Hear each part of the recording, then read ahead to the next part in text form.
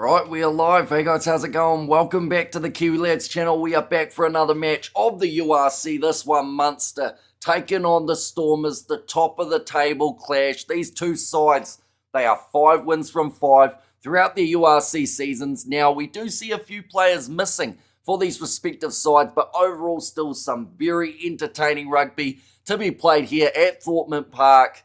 We just witnessed an international between South Africa and Wales. That one was pretty one-sided, 73-0 in favour of the Boks, so hopefully this game's a little bit closer. I wouldn't mind 73 points though, but let's split that up, maybe a 40-33, somewhere around there would be quite ideal. Looking through at the starting lineups, first of all for Munster, it is Jeremy Luckman in the front row alongside Barron and John Ryan as the three, Thomas Ahern alongside Wickerley as that locking duo with Tadhg, Jack O'Donoghue and Gavin Coombs. That is a dangerous loose forward trio here for Munster, and if they can get it right and they can just build up a little bit of momentum, couple turnovers, that is where Munster may be so dangerous throughout this matchup. Craig Casey and Jack Crowley, they will be the 9 and 10 combination for this contest. Stacker Abrahams, the South African, he is out on the left wing. Alex Nankerville and Tom Farrell, they will make up the midfield, with also Kilgallen out on the other and Shane Daly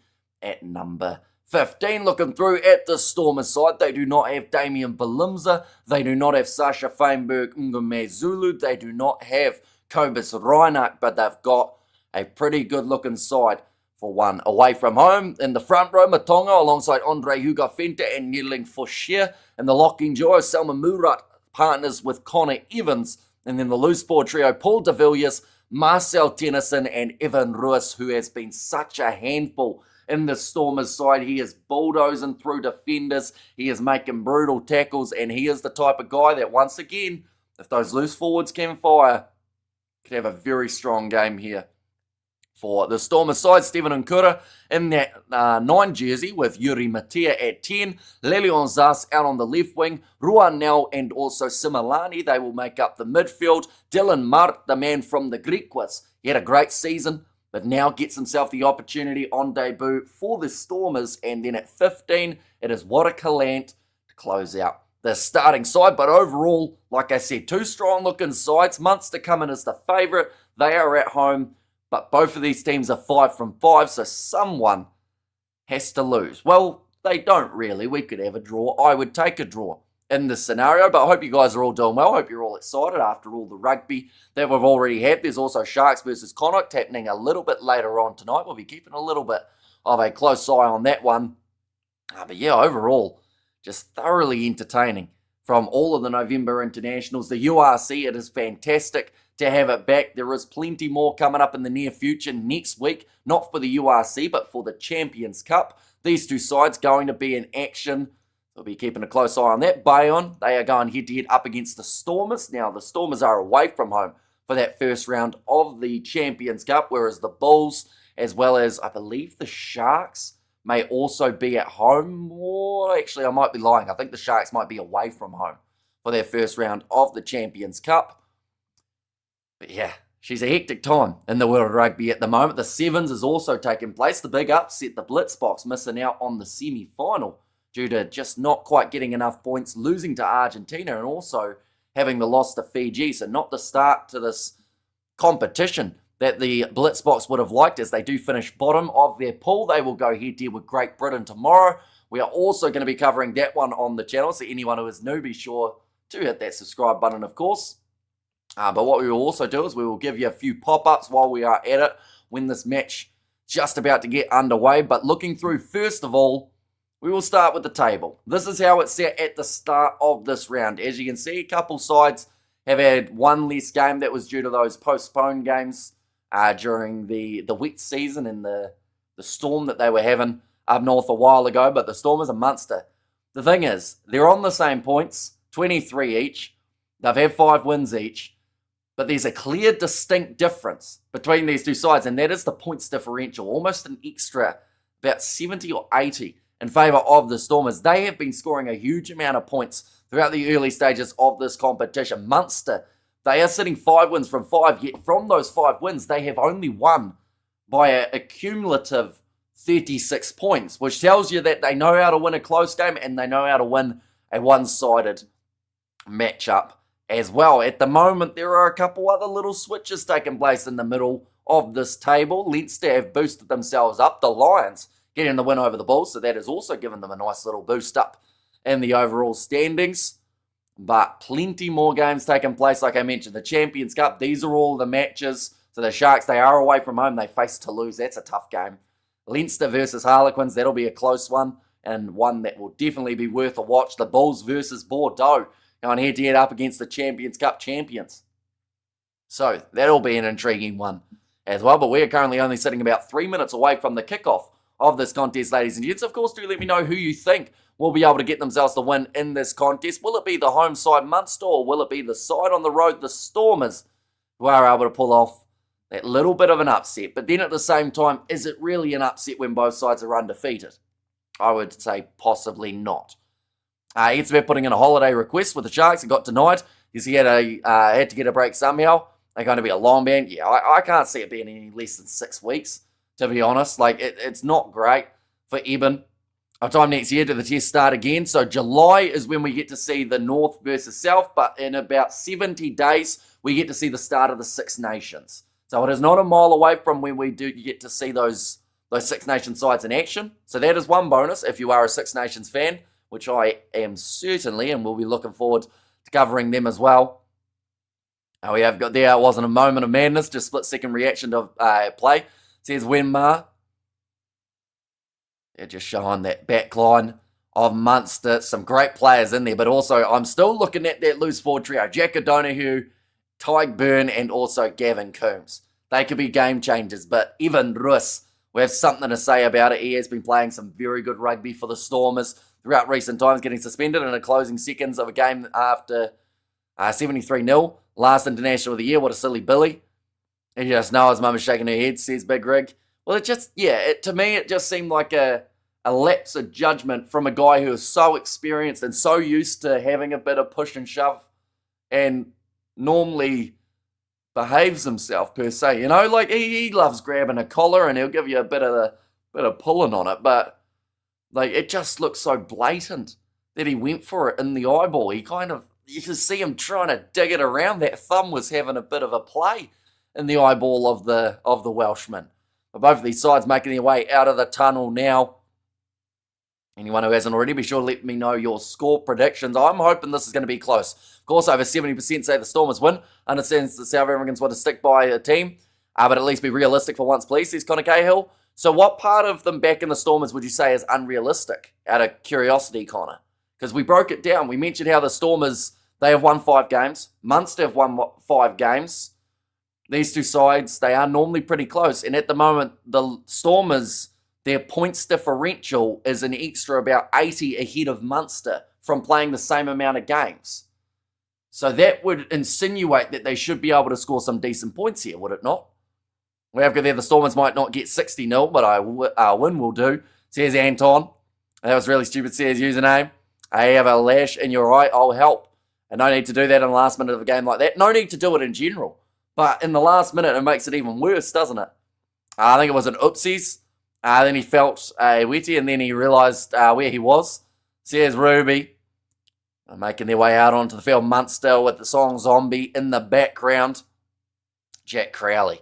What a player. In their number 10 jersey, he will be wanting just some great ball from Craig Casey. They've got Nankerville in the midfield alongside Tom Farrell. You got out on the other wing, Thacker Abrahams. He's got plenty of pace and is a dangerous all-round player. But referee in charge of this one, it will be Nika Amushikeli. Oh, no, sorry, it is Piardi, I should say, who is going to be in charge of this one. See how they go. Dylan Mart, big opportunity for him in the Stormers kit. Plenty of players that could cement themselves as potential chances. They're playing Munster in the Fortress Thorntman. Very few teams have been able to beat them here. And the head-to-head record has Munster with a solid 4-1 margin. Says Connor. Oh, tell you what, Jack Crowley almost charged down from the get-go and he's injured.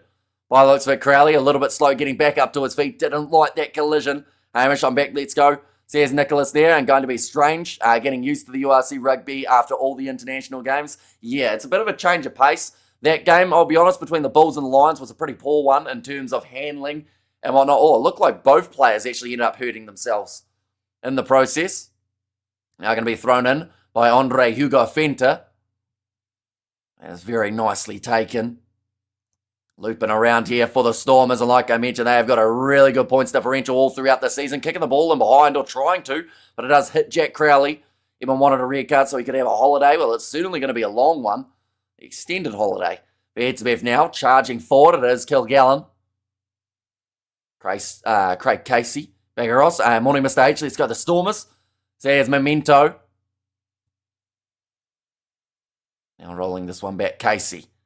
And Stormers team are a bit diluted with the Bok team. Oh dear. I hope they still win.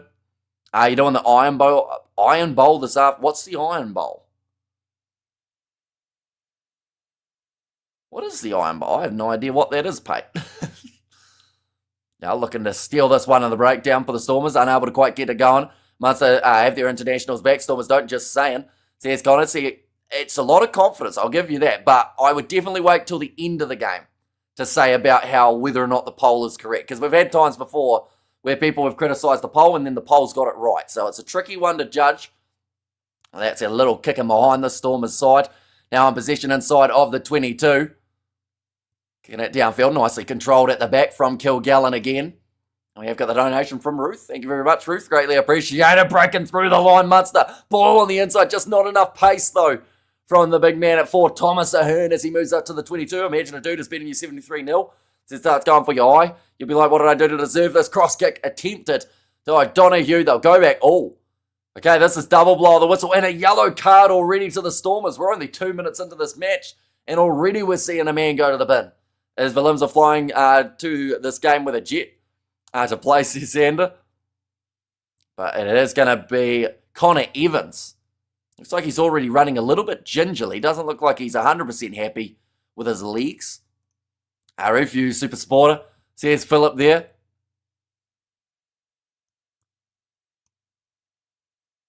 Thomas Ahern. It was a good break-in run initially. And a few extra post-contact meters. And god damn, we put the hot sauce in the rugby player cereal this morning. Why are they all so angry today? Says Big Rig. Must be because it's close to Christmas. That's the only thing I can think. But yeah, he was just getting towed back a little bit by Connie Evans. The thing is, though, it wasn't going to be a try anyway in that scenario. Like, he was going to get caught, so it seems like a risk that Connie Evans didn't need to take. It's only game where you have to be mad, says Big Rig. And also, did the Stormers get a card now? They did, yes. So Connie Evans is going to be off the field. That kick is missed away to the side for Crowley. It's going to keep the score as 0-0 after the 3 minutes, the early stages of the match. And the Lions went on a massive hunt. Yeah, they had a huge win over the Bulls. Like that one at Loftus as well. It's actually becoming a little bit more common, which is not good for if you're the Bulls, but it's good for other sides that are travelling there. And go the Stormers, says Anton as well. And now, ball is in the hands of Munster around that halfway line. Craig Casey, bounce pass. Alex Nankerville pops it on the outside to Tyburn, looping around, drop ball from O'Donoghue. Picked up there by Yuri Matea. And why Yellowway? What he do? He pulled him back when Ahern was on a line break. But Ahern is a lock. And they would have caught him. So it was just a bit of a silly play once again. That's going to be the penalty on the way of the Stormers, though, around the halfway line. Things will change. When most the Boks are back, says Memento. How many South African players in the Munster team? They got Theka Abrahams. I want to say that's it. In the starting lineup, anyway. It looks like they are actually going to be taking on the three-pointer here with Yuri Matea. Yeah, rushing up a little bit too quick by the looks of it for Tyburn there. And thanks. I won the lottery tonight. I'll send Hamish a plane ticket to South Africa, says Ruth. So fingers touch his eyes is direct yet. Harsh, don't you think? I don't think it's harsh at all.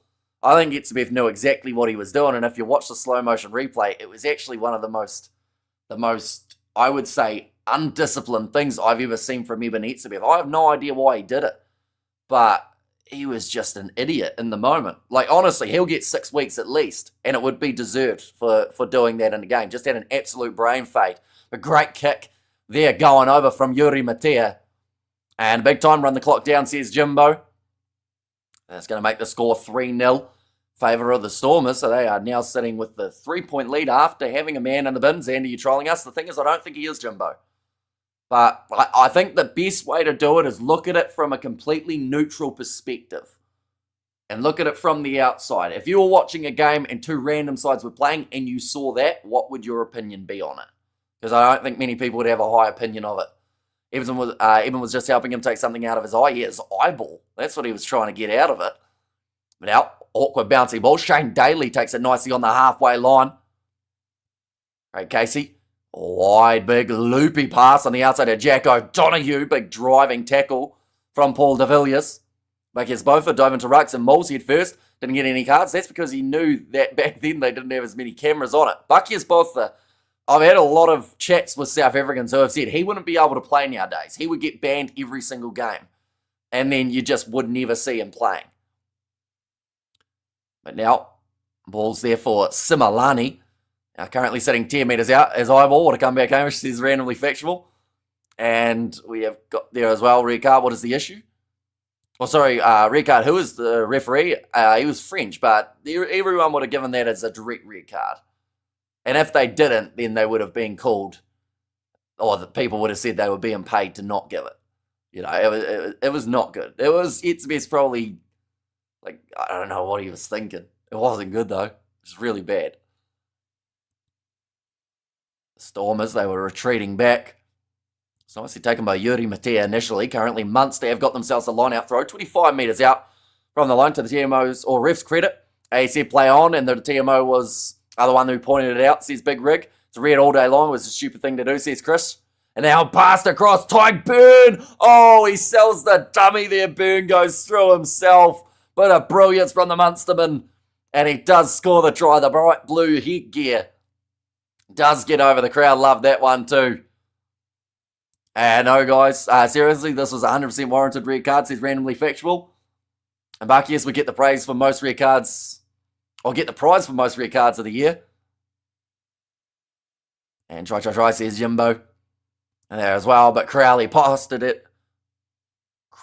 across. And then from there, Gavin Coombs, you know, he was set up in no man's land there. What a calamity. He had two men that he had to defend. And in my honest opinion, as a Box fan, that was a definite red. He will probably get a 6 to 8 week ban. Yeah. And it makes no sense. Like, you know, you're winning a game 73-0. Like, it's not like it's close and they're starting to give you a bit of stick saying, oh, you know, we got you beat. It's just, no, it's weird. So much for being down to 14. Says Big Rig. And Butch James is super physical. Says Ruth, but Tyke Byrne. Yeah, the sell of the dummy. Beautiful drop of the shoulder from Tyke Byrne there. That one's going to go under touch. They're about probably 25 metres out from the line at the moment for the Stormers. Someone did something bad.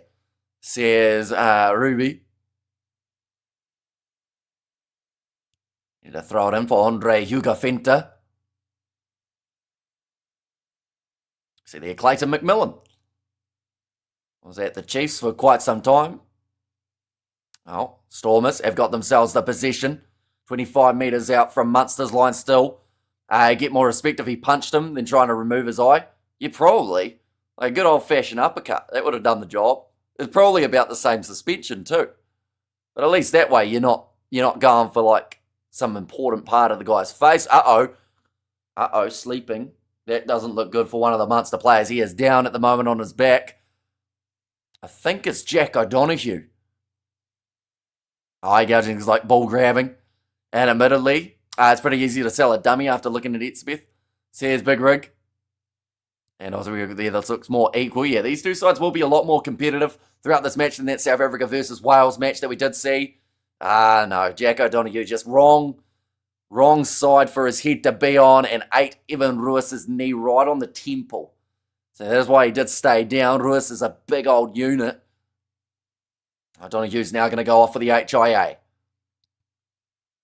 That does mean, I think it will be John Hodnett who does make his way on. And grabbing eyeball, if you scratch the lens, cause big sight problems, says Ruth. John Hodnett.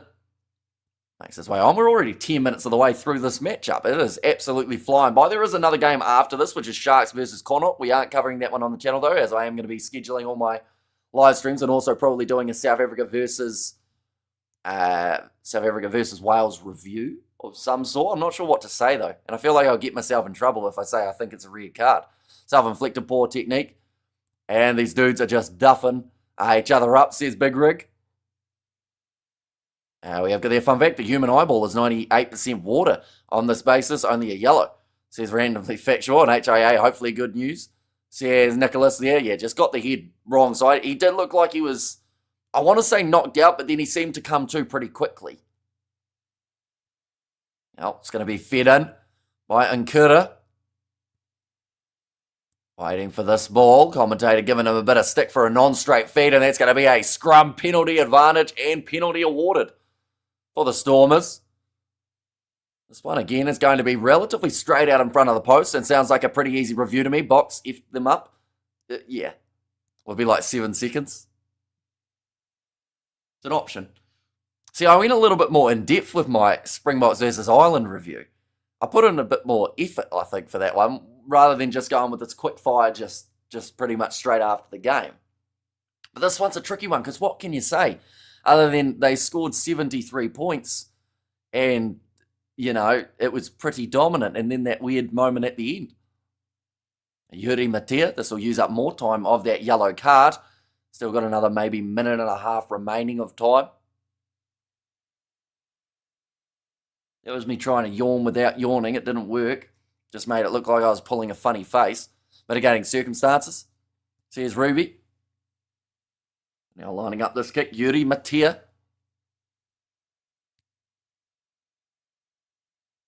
And, ooh, he does get it over. It was the man of match for the box game. I actually don't know. Oh, was yesterday's a man of match? I actually don't know. Who scored the try for Munster? I actually don't know. I do know that one. That one's Tyke Byrne.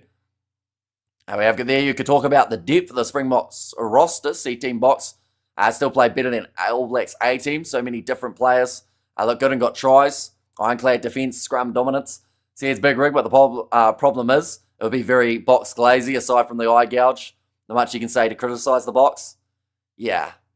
And the other problem is if you say their handling wasn't the best, then people go, they won 73-0. What are you on about? Like, it wasn't that bad. How about you show a piece of meat and say, this is Wales, and then repeatedly smash it with a hammer? That will work. That could work. I do have a meat mallet. It's like, I think it's metal. It's like a big old thing. It's a violent looking piece of appliance. It's not the word for it. Is it the word for it? What do you call a pair of tongs? It sounds like the start of a joke, but it's not. Or like a spatula. Is that a cooking? Utensil. There we go. It's hit me in the brain. But now Craig Casey, sitting around the halfway line. Jack Crowley is back across to the right. I couldn't help myself, suck a bullet, says Jimbo. Andre Esterhuizen did get man of the match. I think Abraham's trying to sneak his way through. Barron, offload to Gavin Coombs. Another offload back to Barron. Crowley, and behind Munster again. Tackled low nicely from Nkura. Kitchen gadget. Would you call it a utensil if it's a big mallet for smacking meat? Or would that be like you said, is it a gadget? Gadget, I always think of a gadget as something that has like a little part that moves like a can opener. Or like a garlic press. Oh, little bit of a slip there in the Stormers' defence. Now Gavin Coombs, another offload, great hands, barrel one more, Thacker Abrahams, driven into touch by Paul de Villiers. It's good defence. He stays in his Super Ruby. Murder weapon, tenderizer. It is a tenderizer. It's a big old thing that would smash a steak pretty good. Here's a question, Hamish. Why is the New Zealand Rugby Union hiding a bloody inclusivity? Can't say that word, so we're just going to skip it. Manager for the All Blacks. Got bigger problems than inclusivity. Oh, you used it twice. You doubled down on the word. I don't know, to be honest. Like, just plain and simple, I don't know. Andre Hugo Fenta. Ready to throw it in. Nicely taken. Now going off to the right-hand side. I will mention the Stormers are back to the full 15 on the field. Big driving tackle on Evan Ruiz. That's by John Hodnett, recently making his way onto the field. Coming the Stormers. Utensil every day. Says Jimbo. And if you can use it to defend yourself when Michael Myers breaks in, then it's a kitchen weapon. Oh, big collision again. These some huge hits coming in from both of these sides at this point in time. Oh, that was almost a steal for the Stormers. I think it's going to be called as a knock-on rather than a deliberate knockdown. Is that score correct? 7 points to 3. It is indeed, yes. Uh-oh. Scuffle in this game too. Everyone's having a push and a shove. The referee trying to separate them. It's Ahern and Ruiz who are having a chat. Maybe they should watch that last game and realise what just happened. We've got a Munster chant going around the ground as well. Why is everyone in such a bad mood this round? Take his eye, take his eye. There's been so much push and shove. What's happened in the world of rugby in just the last week that's made everyone so angry? Crunching tackle, Stormers slow to get up. Says Jimbo. Scoreboard spoiled it. Says Big Rig. Oh yeah, sorry, 7 points to 6 is the score rather than 7-3. Of course, Ruiz is involved. Right, Piardi's calling them over straight away. He's going, listen, boys, we're not doing that.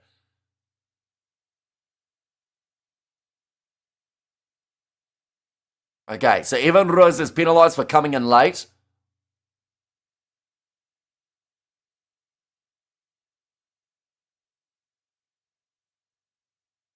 Okay, referee's just pretty much said, when I blow my whistle, that's the end of it. Why is everyone in a bad mood? No December bonus. Says randomly factual. I guess WWE got dull lately, so they're picking up the slack in rugby union. Yeah, they're just still going for each other. Okay, Selman Morat was trying to run away from the referee. Okay, Piardi's just said, if he's going to instigate it, I will go after him, was the comment. So Evan Ruiz has been warned. Why is everyone riled up? Because everyone wants to make a point after South Africa versus Ireland humiliation. Says on the right, yeah, but why was South Africa fired up against Wales in that case? We have good there. Did you hear WWE fired Rich Holland while injured? So he slagged them off on Twitter. It's a small controversy. I did hear something about it. But there was something else to it, wasn't there? A meat mallet is a kitchen tool, says Billy P. DP. Let's change the substitute. Which piece of chicken do you prefer on the barbecue? See, I don't really have chicken on a barbecue, but if I go to South Africa, of course, I will have to learn how to have it. But I'm a chicken drumstick kind of guy. Oh, he's taking Ruiz's number. And I still say that game against Wales was unnecessary, says Ruby. A line-out throw for Baron. Munster have got their right numbers. Going off now to Hodden it. Crossed to Thaka Abrahams. That was the battle. Oh, in fact, that was 3 headgears in a row. Now Baron. Oh, he was so close to the line, but he ends up dropping it as he is just about bundled over. It's going to be a good kick downfield from Ruan now as well. Mallet is a smasher, says Ruth. And chicken is a vegetable here, says randomly factual. One thing I do want to try on a braai, though, is a garlic roll. Because people talk about those and they sound really good. And they say that they have them on the braai. Like, we have garlic bread here, and that's quite nice. But it's not like chard or anything like that. So that's something. He tackled nicely, says Ruth. What's the weather like in South Africa? In England, it's cold and rainy and miserable. Which might explain why everyone is so moody, says Big Rig. I think it's not too bad in South Africa at the moment. I think it's about mid-teens, maybe. Oh, it might even be a little bit more than that. Maybe. Someone in South Africa will be able to help me out. And Barrett never had it. Cheers, Jimbo. Cheers, Hamish. I gotta go. Thanks for the great work. Be back soon. Garlic rolls are amazing. But braai bread's a great... Wait, so is braai bread and a garlic roll a different thing? What's the difference between garlic bread and garlic roll? I'm not sure, but I do want to find out. Now it's going to be cross kick. Coming down nicely, taken by Kilgallen. Ball on the inside. Munster again. Going to be tackled just in time. They'll go back for the penalty. Broadjes, very tasty. Says Brandon. And start of summer in South Africa. Cake down hitting the 30s. And it's hot here. Oh, okay, so nah, you guys are a lot warmer than I thought you were. 30's a bit brutal, isn't it? It's hot in South Africa. It's summer. Says Samuel. I also forgot that you guys are during the day at the moment, or kind of in the early evening. 22 degrees in Joburg, 19. says Dale. Any scrums yet? We have seen, I think it was one scrum so far in this contest, and that was when the Stormers had the feed, and they actually managed to win themselves a scrum penalty from it.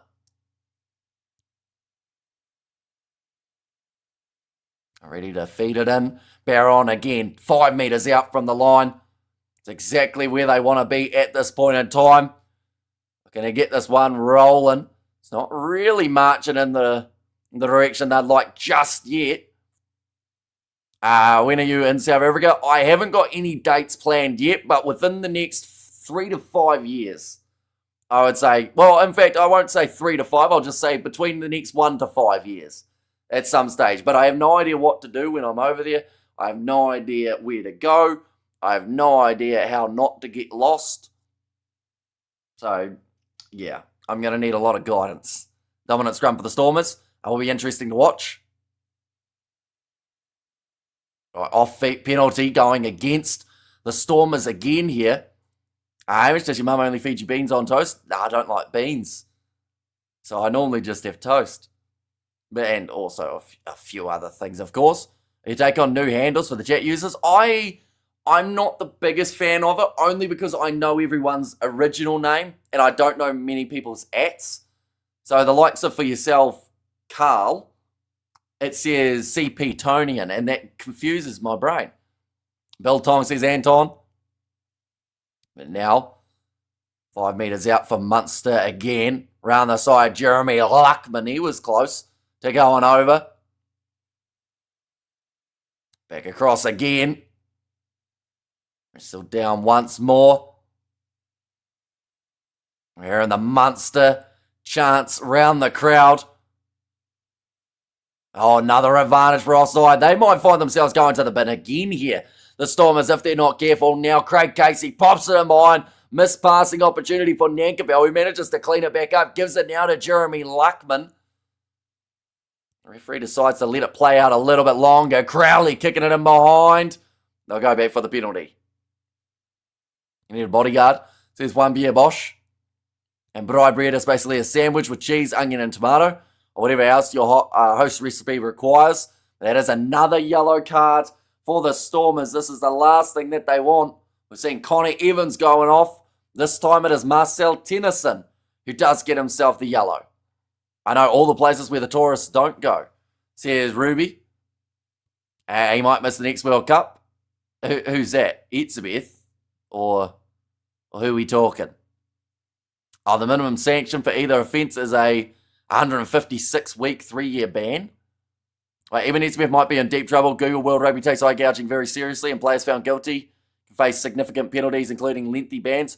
I don't know if they quite get that far, though, in terms of a 3-year ban. Like, I think 6 to 8 weeks is what we're going to see for Etzebeth, somewhere around there, right? There's actually a TMO involvement here. I'm not sure if Munster actually got that one down. Oh no, on-field decision is try. So I found an angle of it that might show something good. Chat always leads to food talk. It always does. The last live stream of the day on a Sunday always talks about food. No matter what. And also tomorrow, there's always food talk. So be sure to pop in if you do like food. Yeah, I'm sure most people do. We're going to see it here. John Hodner, he got close. He's short initially. He's allowed one movement. Was that all one movement? Or was that down and then he goes again? Right, that for me, I think that was his movement. And then he puts it down. I don't know what they'll call this. I think this could be double movement. That for me, there is the movement. And then from there, he then gets rolled over by his teammates. He will likely get a 10-week ban. The Bucks ate some delicious roast red dragon today. Even made a mistake in real speed 4 weeks match or max. Right. They're checking for full speed. I think this might be Hodnett double movement is my call, but they could easily award it as a try. Who got the try? It would be John Hodnett, but Tyke Byrne did score the first initial try of the contest.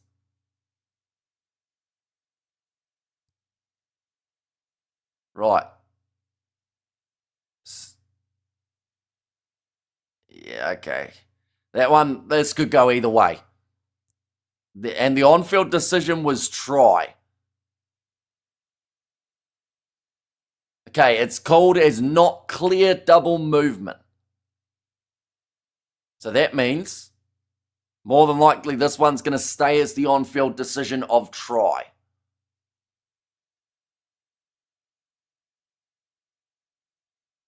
As punishment would be no Christmas for him this year. Says Big Rig, yeah, he'll get to spend the time with his family for Christmas. Because he won't be playing for the Sharks, I don't think, because he'll be suspended during that time. So he'll have a nice chilled out time till about probably February. 369 watching, only 38 likes. Let's do better. Says Samuel in there. Yeah, anyone who hasn't already, be sure to hit that like button. They're checking this for a long time.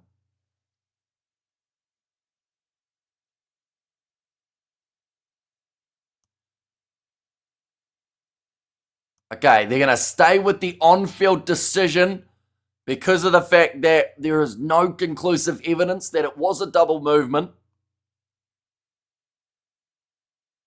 And they've just said there in the slow motion, it did make it look a little bit closer to a double movement, but it's going to be the try. Munster now moving up to 14 points to 6 up, as long as it's weeks and not games. Says Philip there. And Jamie, that could have gone either way. Says Big Rig. Okay, they're just saying there about Jack O'Donoghue. I don't think he's going to be returning from his HIA. Nicely taken by Thomas Ahern, just on his own 22-metre line. We're already a quarter of the way through this contest. As you can see, it's up to 26, which means we've had about 6 minutes of TMO, as we're only actually 20 through. Oh no, it's just gone down to 23 as I said that. And like everyone said, the Box were ahead in the game when everyone lost themselves, says Xander. And burn the house down, baby hot commentary, Hamish, says Ruth. Thank you very much, Dillamart. Oh no, in fact, it is going to be Lelion Zas around the halfway line for the Stormers. As eventful of a 20 minutes as they have had, they've had 2 yellow cards, but they are only down by 8. So it's not the end of the world here, as long as they can be the next side to score some form of points. The Stormers are just not playing 100 present. Oh, picked up. Nicely done by Wycherley. Easthuizen was man of the match, says Yuri. Oh, almost through for Thomas Ahern. Too much rugby bat, says cool story. And also, I'm not saying Eben was right, but I know he wouldn't do that at 73-0 without a reason. Says Ruby. Stormers are playing like the Pumas, inconsistent. Says Big Rig. Cross kick deal. Drop ball from Alex Nankerville. That's gone straight through his breadbasket. And there were a few guys on the outside that he could have looked at going to as well in the passing.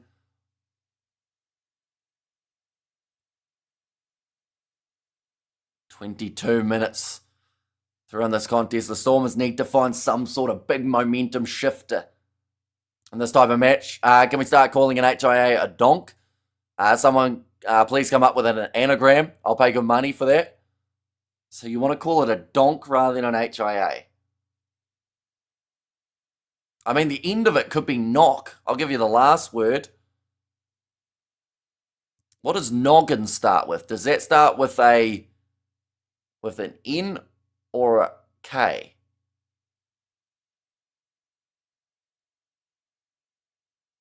Now, scrum feed. It's too much thinking for my brain at this hour of the morning. Piari gets the scrum set around about the halfway line, and it is going to be the feed for the Stormers and Cape Tonian year. In your opinion, the team's looking fit at this time of year. There's going to be a bit of rust for the URC sides anyway, because of the fact that they haven't played for about a month together. But, you know, some of them are looking fresh enough. They're going the 80 minutes, which is good. But there's so much rugby. Oh, another knock on. This time it was Evan Ruiz. Looks like they're going to say play on. Oh, that's an ugly collision. Thika Abrahams took the knees from Nkura. Danger on noggin contact, says Big Rig. Before you judge someone, remove the log from your own eye. Eben will help you, says cool story and damn old noodle knock. A donk. Says Stephanie there. And everyone can say the guy grabbed his balls, so they have to believe him, says Sakabula. Even, I was about to say Evan Etzebeth, but it was Evan Ruiz. That ball just ripped out of his hands by Alex Nankerville. The attendance is probably 15,000. Yeah, Thorpe Park normally gets a decent-ish crowd. Yeah, Ngera just going through and almost colliding with him. Oh, drop ball from the Stormers again. They will get themselves the penalty. Knock on in the air, going for the ball. Okay, it's actually going to be a scrum rather than that penalty. So he wasn't helping his contacts. And head injury assessment. Says Shane. And they had two. Yeah, just slapping that ball out of the hands of Connor Evans.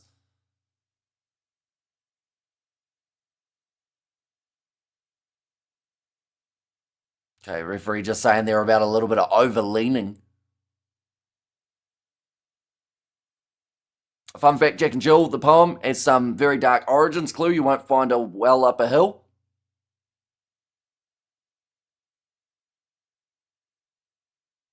I have no idea about what it actually means. Surely you can get a well up the top of a hill, can't you? You have to dig a little bit deeper. Probably take a bit longer to get to the water, right? I have my mother's eyes, now I'll have yours too.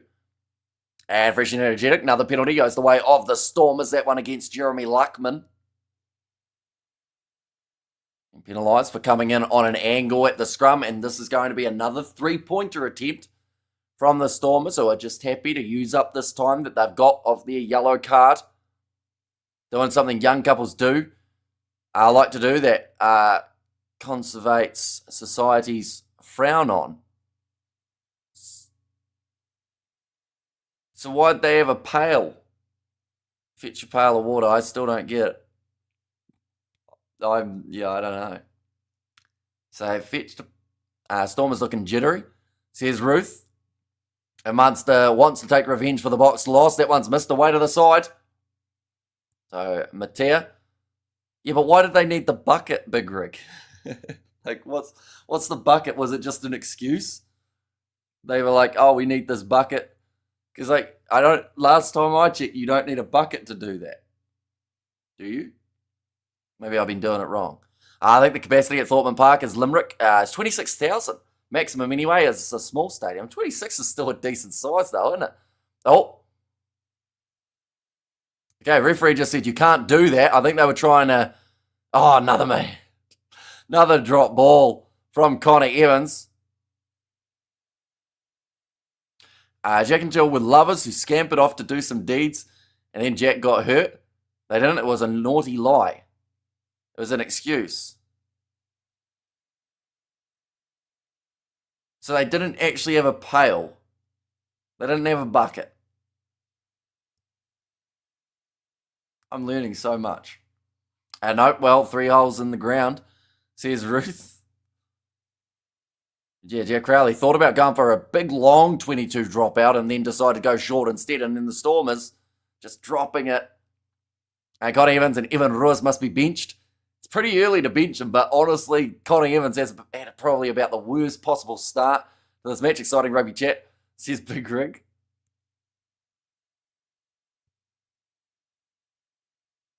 Now, another scrum. Craig Casey to put it in. What did we learn today? I learned that you don't need a pail of water. Well, no, you do. No. I'm still learning. If you could play for any current cricket team in the world as a batsman, which player would you want to be paired with?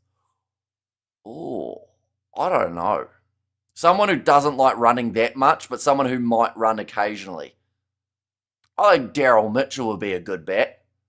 Now running forward through the gap for Tom Farrell. Offloads to Craig Casey. That was a very nice one on the outside. They've got numbers on the left-hand side. One more pass. Gavin Coombs. He's going to try and go himself. He's going to be just the 1 metre short. Craig Casey passes across to Crowley. He's too small to be running that line, but he's gone through anyway and scores another try for Munster. It looks like he's feeling it a little bit there, Crowley. He decided to play the role of something similar to what a prop would do. Turns a flying forward. Actually learned about the birds and the bees today. And there is a town where they say Jack and Jill were from. And Jack died in the fall. Jill died during childbirth. Jack died in the fall. So he still did fall down the hill, right? That part of it. The bucket was probably at the well. Yeah, but the well wasn't at the top of the hill, was it? So how's that work? Oh, yeah, I've got the Munster running away with it, says Big Rick. Where was that dude? He was mad Munster were the favourites. No, he was mad that Stormers were the favourites. We will hear from him, I would say, by the end of the stream. He will pop back in and say, "Ha, told you so." That one has gone over, and that is going to make the score 21 points to 6 now in favour of Munster. Man, it's not fair. Our bot players aren't playing.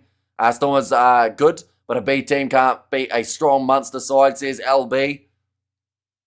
Apologies, he was correct, says Big Rig. That's a big run from Gavin Coombs.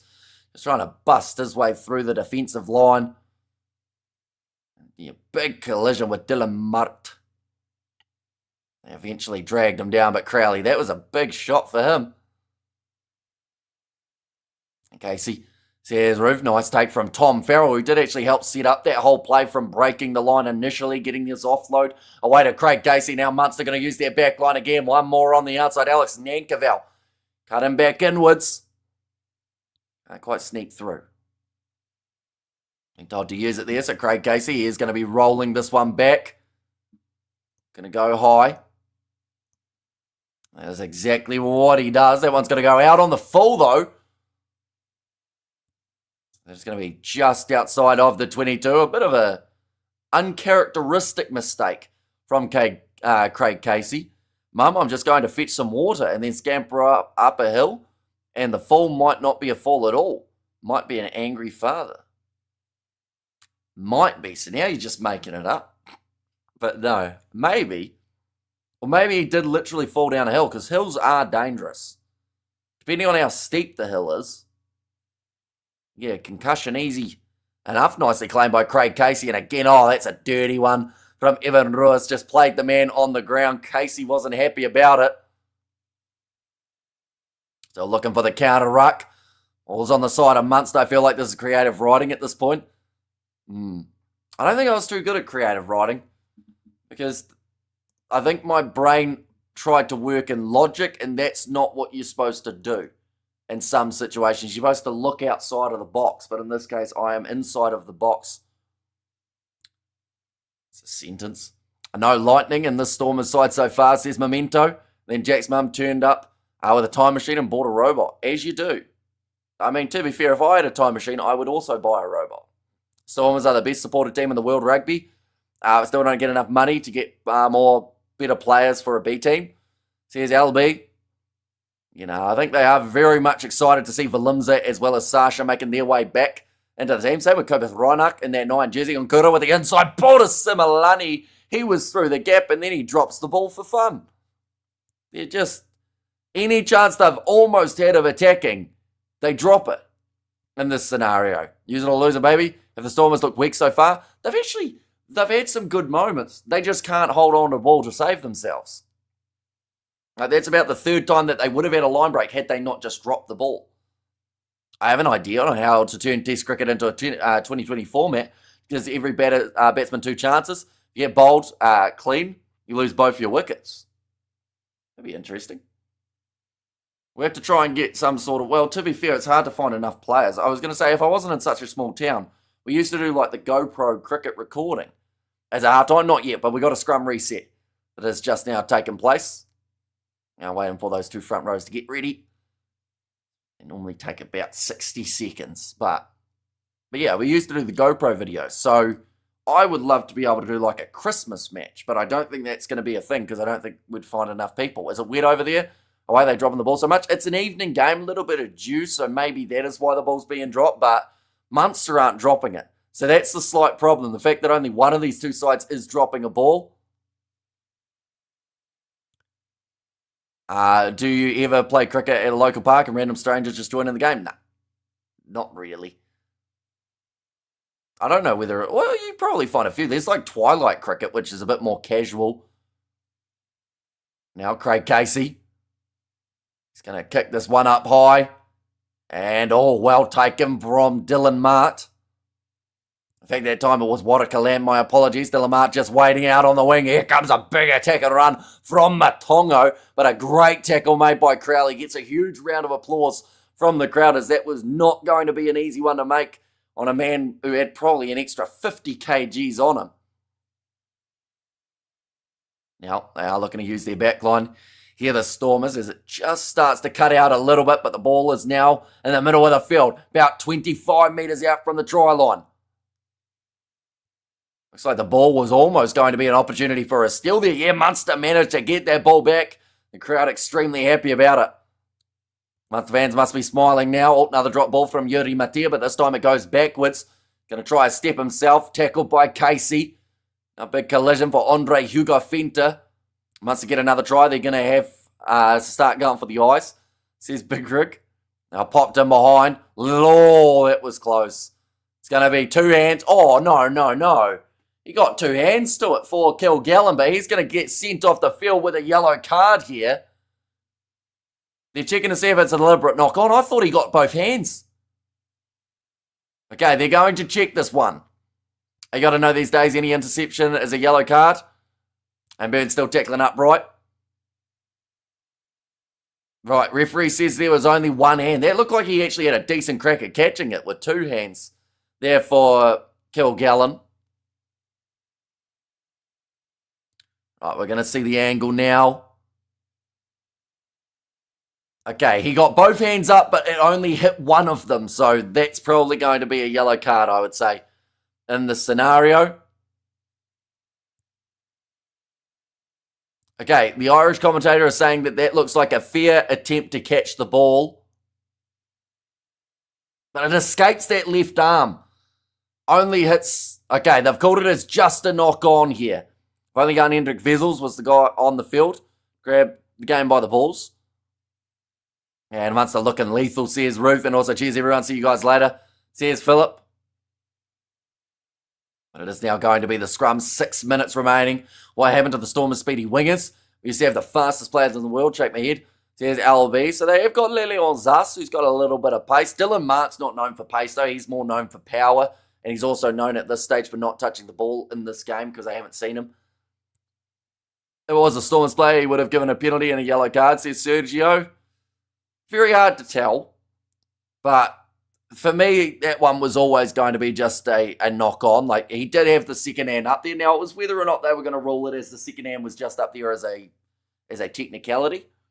But I have no problem with that just being a knock-on. There's going to be now the penalty going the way of the Stormers. Eben didn't have the best year, but I doubt if Russie will drop him. And behind the scenes, Ospreys and Scarlets in talks with Eben for a contract. Here's Xander. Now, kick towards the sideline for Yuri Matia. This is going to put them back in a good position. About 28 metres out from the line. So in the last few weeks, we've had an attempted kick to the face, an attempted eye gouge, and a successful ball grab. Talk about pick your poison, says Big Rig. HCBF was an absolute disgrace, vile, and then argue with the ref for eye gouge. Should be banned for a long time. Pathetic duck, says Porter. What's interesting is this number 10 for the Stormers is made for wet weather, Northern Rugby, just not getting the game going. Says LB. Yeah, Yuri Matia is normally pretty strategic in the way that he plays in that 10 jersey, but he's just struggling for space at the moment or something. Now, Nkura. Oh, the little short pop pass up to Nyeling Fouchier. Now pick and go from Andre Hugo Fenta. Only sitting 25 metres out from the try line. Nkura. It's back across again to Matongo. Viardi is a bad ref, says Sergio. The only thing we need on the rugby field is a Quacker Smith. If you don't have possession, says Ruby. And if you're the Stormers coach, what do you say at halftime? It's looking rough. They just need to hang on to the ball. They've actually had chances. See, that's a mistake. But it might lead up. It's going to be grounded by the Munster number 14, Kilgallen. But again, just a mistake made on the attack. Giving the ball away. All right, people, I'm off. Last fun fact, and sleep in 1 minute Powerball sessions for a total of almost 5 hours of sleep per day. Wait, so they sleep for a minute, then wake up. Then sleep for a minute, then wake up. That seems like hard work. Gives the little guys jet lags. Yes, I don't really rate Piatti. Guy's always lost, says LB. A Munster top of the log after this weekend, says Xander. And they're trying to cut into that points differential that we see at the moment for the Stormers side. They're up to about plus 120 from their games. Now, kick downfield, Crowley. The news for the Stormers is they are at least playing with 15 men on the field. Little grubber in behind, straight into the hands of Munster again at Argentina Sevens. Or sorry, did South Africa Sevens win or lose against Argentina? They ended up losing the South Africans, so they lost up against Argentina. They lost up against Fiji, and because of that, they are now playing Great Britain in the 5th place playoff game. So not quite where they would have wanted to be, of course, but it's just a very competitive group in general. So that game is going to be taking place. I'll have a quick look now. Where is it? Well, we have got the replay of the breakdown. That game for South Africa taking place at 9:54 a.m. South African time tomorrow morning. And South Africa Sevens is out, as far as I know, yeah. So they've still got a chance of finishing 5th, but it definitely isn't where they wanted to be. At the end of it, ironically, Leinster gave Stormers 43 of those points. Says Jimbo. And also we have got there, oh dear, says Ruth. They can still have it, or still hit back in the second half. They did it against Benetton. So yeah, besides this is Munster's top side and not the Stormers. Says Wayne. Can't wait for December 13th to see Munster win in my honeymoon. Who are they playing on the 13th? Better call. There might be Matt at Sevens, but South Africa are kicking everyone's ass at Union. Well, the thing is, they're actually not bad at Sevens too. They're just in a group with all of the other sides from the top pretty much 4 or 5 of last year. Which does make it very difficult. But now line out throw here for Munster. I'll mention my URC TV is glitching out a little bit at the moment. So anyone who is watching on URC TV, let me know whether or not you are dealing with a few problems. I missed the bot game. Is it worth watching? I'd say yes. It was an all-right game overall. It was pretty one-sided, as you would expect. And that scenario now, cross-kick attempted here for Munster. Just a 1 minute remaining on the clock. Gloucester says better call. Gloucester playing in the Premiership at the moment. No, Bristol are beating Northampton, but Gloucester won up against the Quins. I was like Brock Lesnar versus Funaki, says Big Rig. Yeah, currently URC TV is glitching big time. They are giving up on URC TV, are paying for this ish, and it lags. What's the point, says LB. Yeah, see, it does it worse on some games than others. That last match, Bulls versus Lions, it was smooth up until that last, probably, I'd say, 10 minutes of the game, and then it started having a few more problems. I'm dealing with internet problems last 2 weeks. Hopefully one day Starlink. Says Xander. Yeah, currently we are getting close to halftime in this fixture. Leinster play Quins next week in the Euros. They do indeed. That's going to be a great game. Also happening at the same time as that, Leicester Tigers versus La Rochelle. So it's a bit of a tricky one to decide who to go for, but we'll probably end up doing Leinster Quins if we do one. Wellington, or is Wellington a bad word? Says Ruby. Not that I know of. Wellington's a place here in New Zealand. Now line out throw for the Stormers. They are 12 metres out from the Munster line, and it's dropped again by the Stormers. So that is not going to help their chances. I believe they will just put this ball into touch for Munster. Yes, they do. And that is going to be half-time in this contest. 21 points to 6 going into the second half. Sad day for Wales. Wales could drop out altogether and be relegated to second tier, replaced by Georgia. Says Porto. The scene of the crime. Says Ruby. And there too. But it's an eventful first half. We saw the 3 tries scored by Munster. I said there that it wasn't perfect, or it was pretty handy though, overall. We have a Wellington in South Africa too, says LB. I think there might be a Wellington in like England as well. Maybe. I have 2 Wellingtons. Is one of them a beef one? Currently sitting 15 points separating these 2 teams. It's a decent margin. And it's definitely with the fact that they've got that extra boost. How even if the Stormers were able to score themselves 2 tries, they would still be struggling a little bit to be able to catch up. What I'm very quickly going to do, though, is I was talking about the Sevens earlier on. I am going to let you guys know exactly what Sevens games are taking place. Because There was a little bit of uncertainty about who was going to be playing who, but it has now been confirmed for the women's first semi-final. That one's going to be at 8:48 a.m. South African time. It is going to be USA versus Great Britain. I don't think we'll be covering the early games because of the fact that I will be more than likely sleeping. Then Canada versus France. That is the 5th place playoff game. For the women's semi-final, it is New Zealand versus Japan. That's an intriguing one. And then on the other side of the draw, for the women's side of things, it's actually Australia versus Fiji. That could be a good one. Is it raining over there in Ireland? I don't think so. I don't think I've seen any rain. It's just a little bit wet. But then at the same time, only one of the sides has been dropping the ball, and that is Munster. And that is the Stormers. We've hardly seen Munster actually put the ball down at all, other than putting it down to score tries in this match. Hope your voice holds up. Stay hydrated. Says Stephanie. Yeah, hopefully it does manage to last the full time. Although it shouldn't be too bad. Sevens is normally pretty cruisy. Even though it's an all-nighter, there are gaps. So, I'll get to chill for a good, 30 minutes in between games at times and just, should be fine. Hopefully. With a little bit of luck. But South Africa playing Great Britain. That game's at 9:54 a.m.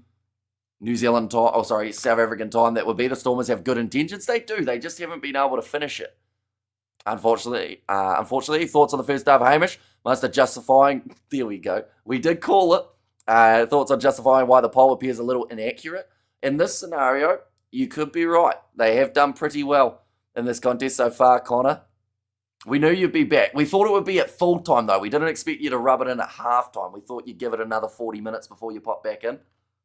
France versus Australia is one of the semi-finals on the men's side of things, and then New Zealand versus Fiji, which is an absolutely insane game to have for a semi-final rather than a final. Munster are just too good at this URC at the moment. Says destroying dumb people. And we have got there, they are talking about bottom teams in the Six Nations having to play a second-tier team to either promotion or dropping down to second tier. There's been talk of that for a good 5 years, though, and it hasn't actually happened. But, yeah, that doesn't mean that it won't, but I just don't see Italy and Wales, two sides that have decent stakes. I don't see them being willing to give up their spot. I apologise, dude. I thought you said it the other way around. See, Big Rig Joe. And also 14 points down at halftime. It's not a lot, though. 15 points down is, though. Unfortunately, Hamish, we're not going to hear the end of it from the South Africans. At least someone can do is remind them that on the domestic scene, it ain't one-way traffic, says Connor. That felt like it was spoken from the heart, Connor. You know, I feel like there's been tension, isn't there, throughout the last month or so. The good news is, as a neutral, I know that New Zealand's had a fair amount of stick with other sides as well, but from watching it from the outside, I've been very glad not to be on either side because it just seems so rough. You know, you go on Facebook or you go on Instagram or you go on anything and people are just arguing about who's the best team and who's the best player and this side sucks and this side's great and this side shouldn't be there and this side should. Oh, there is tension, that I promise you, says Connor. Yeah. And we have got there, it's not a train smash at 15, and the reason why I don't think promotion relegation is going to happen is two reasons. One stack in Six Nations, two loss of money, has been simmering to the point of boiling, says Connor, and one penalty, two tries. So what you're saying, Connor, here is you need this win. You need this one under the belt just to say, I've got that one up my sleeve. Messi versus Ronaldo is the biggest argument in sports history, says Xander. Yeah, that one goes back and forth. In rugby, it's probably at the moment, what would it be at the moment? For New Zealand rugby, it's Beauden Barrett or Damien McKenzie. In South Africa, I guess at one point it was Marnie Libok, Andre Pollard. I'm trying to think. Oh, there's probably Antoine Dupont or Cheslin Colby. That seems to be the one in rugby, doesn't it? Even though they play completely different positions and they don't really compare. 100% spot on, Hamish. This win would be hugely needed to bring the South Africans back down to earth a bit, Says Connor and Jan Hendrik versus the Bulls. That is true. Allegedly, no proof. I don't know, Connor. I'm only having fun with bot fans, says Jimbo. The second half of this contest is not a mile away from taking place. We're, of course, going to be covering it on the channel alongside 1, 2, 3, 4, 5, 6 games of the Sevens tomorrow. And then also alongside that, from there is 1, 2, 3, 4, 5, 6, 7, potential more 8, but more than likely only like 3 or 4 of those. Too late, mate. You guys have been rubbing it in the face on the international scene, led by Rassi, says Connor. Now we have got there, Hamish, you're a movie star. And there were 2 great Ronaldos in Portuguese or the Brazilian. Who scored the tries and at what time, says John. So far throughout this game, we have seen the 3 tries scored by Munster. I'll also mention just very quickly before we get into that, 5-all in the game between Edinburgh and the Ospreys, also taking place at the same time. But Jack Crowley scored, that was in the, hang on, I was going to try and list it off the top of my head, but I actually will have to reference it. 29th minute, John Hodner at the 20th, and then Tyke Byrne in the 8th. We have got there, does anyone else think that Hamish looks like James Lowe's younger, thinner brother? Only when I had the long hair. I don't think I look like him anymore. Jeepers, that run from Coombs was awesome, wrecking ball. Yeah, it was a shame that he got dragged down just short because he probably deserved the try with the way that he was able to bulldoze towards that try line. The future of South Africa rugby is Ethan Hooker. And also we have got there, like I said, don't let it get to you, says Cape Tonian. And there as well. But yeah, to be fair, last probably, I'd say 2.5 weeks or so, I've pretty much avoided rugby Instagram and rugby Facebook and all of those ones. And it's just a lot less stressful. You know, there's something quite pleasant. Like YouTube's all right because you can kind of, you know, you can see what you want to see a little bit. Although we do get some lovely messages that I can't even read out because they get us demonetized. But like, yeah, it's not good. It's got bad on the rugby side of things, sadly, in terms of like social media back and forth. We have got there, fair enough, mate. I just think it would be nice. There were more level heads such as yourself.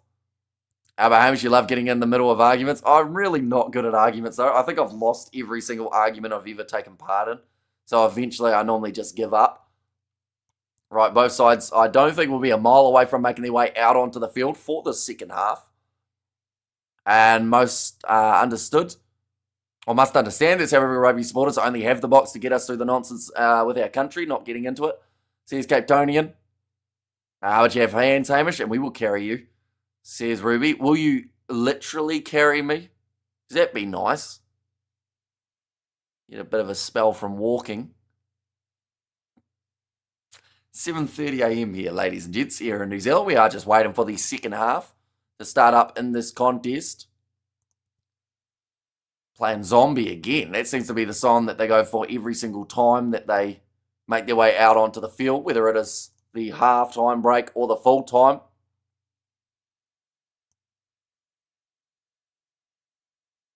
One second, we go like this. And we will go like that as well. Right. Two sides just about out there. 40 minutes remaining, and the Stormers need to stop dropping the ball. YouTube feels more of a sense of humour arena. Yeah, you can get away with a lot more on YouTube. Like, even in comment sections, people will go back and forth, and it's not that bad. You know, but there's some pretty rough stuff out there on the other platforms. If I had to, I would. But is that my only option? I mean, I'm happy enough to sit in one of those carts if you want to pull it. You know, like one of those little carts that you put like your gardening gear in. I'll sit in one of those and get dragged around. I'm happy enough in that scenario. Anyone making good money from sports betting? Every better think they have an edge? Well, that's the thing.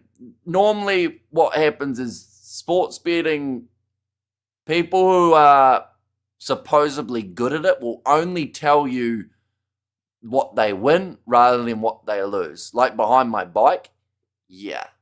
Wheelbarrow, not quite a wheelbarrow. 4 wheels, 4-wheel cart. You know, little garden cart. We're just waiting for the teams to get back out there, so I'm going to look up a 4-wheel cart. Is it called a cart? It's probably not called a cart. It's kind of called a cart by the looks of it. We'll get that picture. Save it. Can I save it as a... Oh, it's a web file. That's annoying, because that means that I can't actually put it there.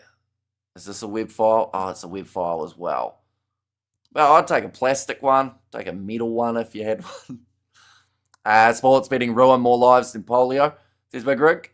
Well, sports betting has ruined sports in some regards. Do you need a milkshake? We can stop at the drive-thru, get you a milkshake on the way. That sounds fantastic. I do enjoy a milkshake. I'm terrible on the horses. I banned myself.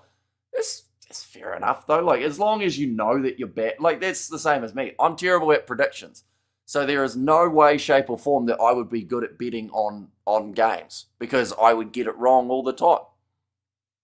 You know, this game, I thought it might be close. Or at least I was hoping it would be close. I thought the Bulls were going to beat the Lions. So I would have lost money there too. But second half, I can see one side's on the field. It's quite dark at Thorntman Park. Someone needs to turn those lights back on so that we can see. Okay, here come Munster. Okay, so it's the Stormers out there. The internet is balanced and shows mankind at its best, eh, Hamish? Some internet does, I think. Everyone should just respect the other side and not get too arrogant. We're all rugby rockers tuning in, says Ruth. Oh, it's trying to lag again. It's been a bit of a rough one on URC TV for this coverage. It seems to be cutting in and out quite often. A little bit more than we are used to seeing.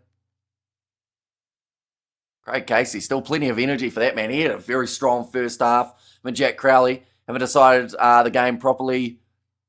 I haven't watched the game properly, deservedly. Yep. Yeah, Munster have been the strongest side. And once again, I don't know whether or not the Bulls have been talking to your Stormers or the Stormers in this case, because they've caught the dropsies. They're not hanging on to too much at this point in time, the Stormers. I'm at least enjoying this clash between the two unbeaten teams at the moment, Ruth. That I'll say happily. I hope the Stormers at least make it close. Imagine a Batmobile behind a bike and you cover the Rugby World Cup final in the land of Oz with a film crew and everything. Says Ruby. Wait, so how did... Oh, what a run that is from Thomas Ahern. Off the start of the second half period, he has already managed to break the line. So what did the Batmobile have to do with the World Cup crew? It seemed like two very different things. We have got there like the bottle of special talent, Michael Jordan. They gave the Looney Tunes and Space Jam. And the big ugly aunt could drag... My big ugly aunt could drag you around.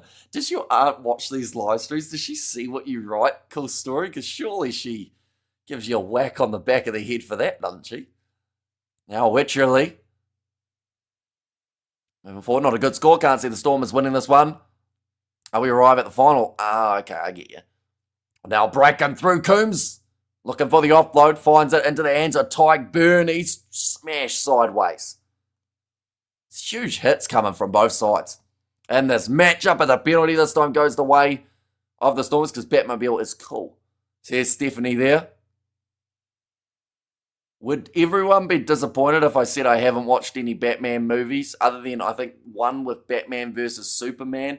But that was only because it was at the theatre and everyone else was going. Other than that, I haven't seen any of the Batman stuff. The thing is, my game just paused and it's dead silent, and I feel like that's what's just happened for people who have heard that as well. So it is going to be the line out here for the Stormers. Seriously, yeah, I haven't seen them. I'm pretty much very boring in terms of what I have seen and what I haven't. Surely you know what the Batmobile is, though? Kind of. Only because of, like, the rough design. Like, I wouldn't know what it can do. Can it fly? I don't know. Maybe. Does it have, like, rockets? Maybe. I don't actually... I've never seen it. Like, I've heard of it. And I've probably seen, like, a random picture. But I wouldn't know what it can do. Now, Munster, middle of the park. Alex Nankerville trying to bump off Yuri Matea's defence.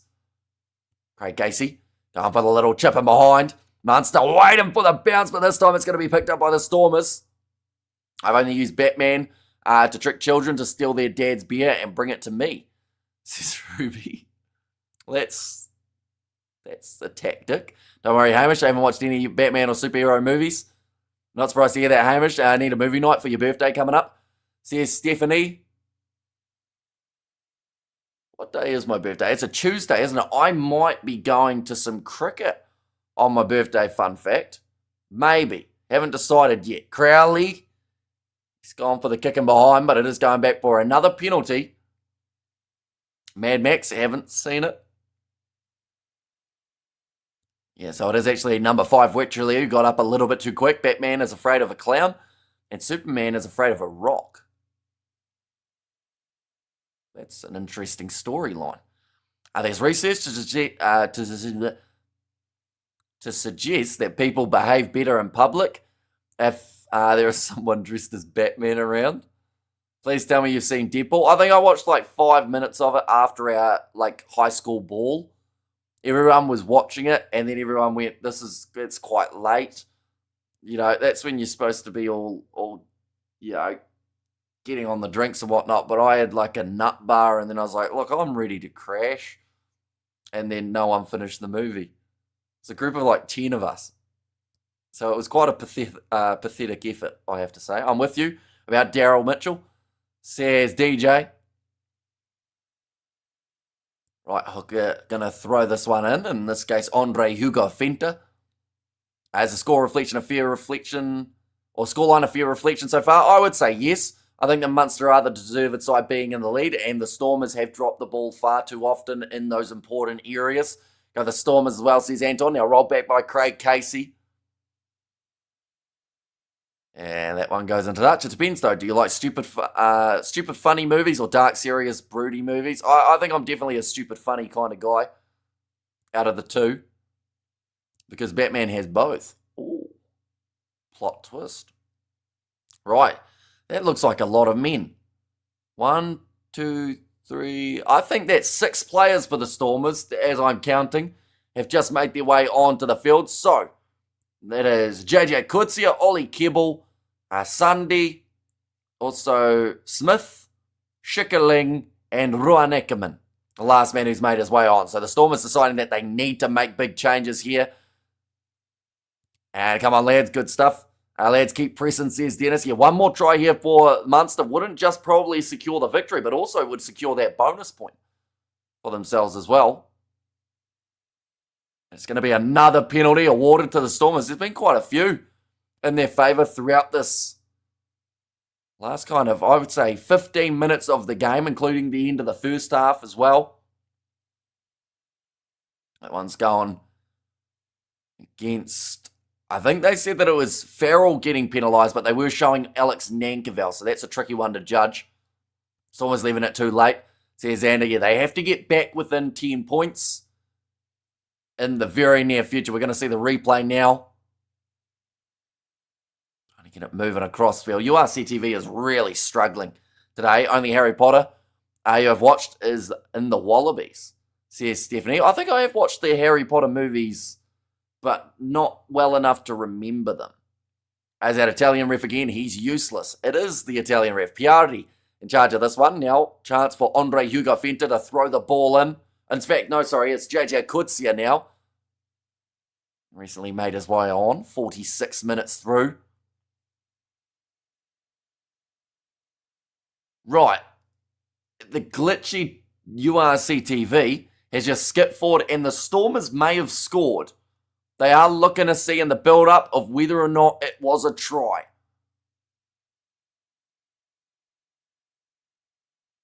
Right.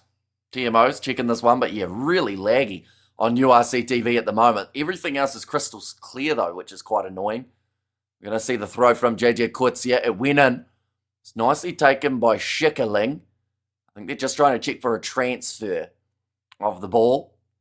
I listen to many rugby podcasts and the likes, but I only listen to one channel for the live commentary. If you want to know how rugby works, just ask Hamish, what a legend. And skip over that one, Hamish, I mean it. Says a Ruby. And also we have got the should Stormers just go for lots of three-pointers, or they need to push for tries here? I think they have to go for the tries, and they may have one. Oh no, never mind, it's going to be no try for the Stormers. And they say, so the formation of the maul was wrong in that scenario. And that'll be a shame for the Stormers. They did all the hard work. They finally broke through just to not be rewarded. Now we have got there, how are your stats, MH? I think the Box have scored the most points in test games for the year. Does that still belong to the All Blacks? For this year, I believe South Africa have topped them because South Africa have played 14 matches, so it's always going to give them that little bit of a boost in there as well. But no, they've had some brilliant games. Like throughout the July internationals, having almost 200 points. Throughout the Rugby Championship, having 2 games with a combined points of 110. And then also throughout these, 73 points at the end up against the Welsh was also going to definitely help. But now the ball is in the hands of Yuri Matea. It is pretty much a stop-motion movie at the moment that we are dealing with, but that is another mistake. It's a forward pass, which is not what they could afford.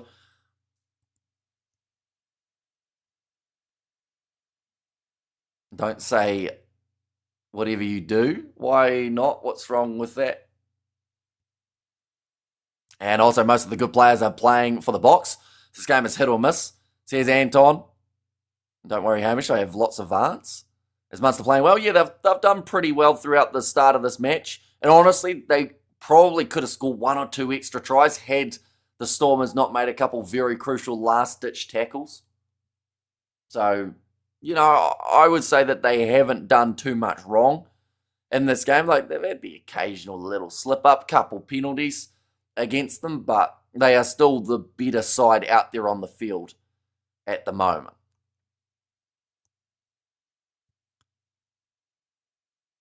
Right, it is going to be another scrum reset.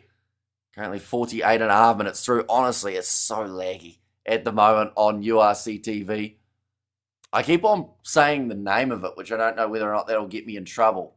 But nah, it's not good today. Maybe there's a lot of people trying to watch this game, and that might be why it is glitching out a little bit. Clearly, Stormers missing their Box. Says Yanko. Most of the good players are playing for the Box. It's quite a few. For 3 key kind of impact players, you've got Kobus Reinach, Sasha Feinberg, Umgame Zulu, and then also you've got Damien Valimza. And Crowley and Casey have good chemistry today. Yeah, they've looked pretty good in that midfield combo. Tom Farrell's actually had a really good day from 13 as well. And then Gavin Coombs as well as Ty Byrne. Like, those guys have just been a handful in terms of the way that they've been able to link up with the backs. But yeah, no, they're doing well at this point in time. 1 second, we're going to go like this. We're going to go like that as well. Yeah, the Munster crowd once again cheering in this one. I think it's lagging for most people by the looks of it, this game. I just found someone else who has got the coverage and yeah, it is not running smoothly at this point in time. And disallowed, says Jimbo. See, I'm still loading back in. Since you asked about pronunciation tips earlier today, your emphasis is a bit off for Valimza. You usually say something like Valimza. The stress should be at the Valimza. Did I just say the same thing twice? I might have said the same thing twice there.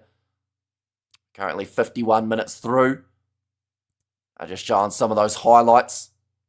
As a score 21-6 or 21-11, so that try was disallowed, so it should be 21. There we go, it has just gone back. Currently, I am just trying to get through the game without it disconnecting again, which it has once more 7 seconds into it. I might have to try and get it on my phone, see if URC TV is any better on there. We are just waiting for this line out of Barron. And I heard the difference, and the second one was spot on. Says Yanko, and Rus just can't help himself. A penalty for a legal hit on Crowley. Yeah, another penalty goes the way of Munster here. I'm going to go URC TV on my phone. Because this is absolutely awful at the moment. Okay, now the score makes sense. URC TV is working pretty well on my end, by the way. Says Yanko. Well, that's a bonus. Now, Crowley, get this one in touch. The last game was actually pretty smooth. Just had that glitch earlier during the Bulls game. There's Yanko. You see, for me, I get like 3 seconds of footage and then it stops for 10 seconds. It's not. It's very poor. Says Coleman. So I'm going to sign in on my phone and hope for the best and see if it's going to work. 1 second, we'll type it in. Oh, now it's asking for my password. I can't remember my password. We'll go like that. And like that as well. Oh, that was the right one. Remind me later. It wants me to log in faster. Now roll it. It's now running smoothly. How does that work? But now, chance here. And I think that maybe the Stormers, yes, they've been able to tie it up. And it is now going to be their scrum feed just inside of their own 22. Our time is in New Zealand now. At the moment, it's 7:47 a.m. And Bristol smashing Northants. And also when the Boks are ranked first in the World Cup, yeah, they never win it. The ABs have been always been ranked first. Boks win it when they are the underdogs. The ABs are the underdogs so far. Has it reversed? Maybe. I mean, that World Cup draw is just around the corner, only a few days away. We are going to be covering it on the channel. But I just want to see a great first game for the Australians. Like, if it's Australia versus South Africa, or Australia versus England, or Australia versus New Zealand, like, I'm happy. So you pulled yet again another all-nighter? That is correct, yes. Which is why I'm not doing the Sharks versus Connacht game. I'm going to be setting up live streams, getting a couple videos filmed, and then hopefully in bed by lunchtime, if I'm lucky. Does that mean it's Sunday for you? It is indeed, yep. That's going to be the advantage now, going the way of the Stormers. That is a big push at scrum time, and that is something that they have done quite a bit. Craig Casey, he's not happy. Even Ruiz has just said, you're little, go away. But Ruiz has to be careful here because, yep, referee's calling him over by name. And he was already warned.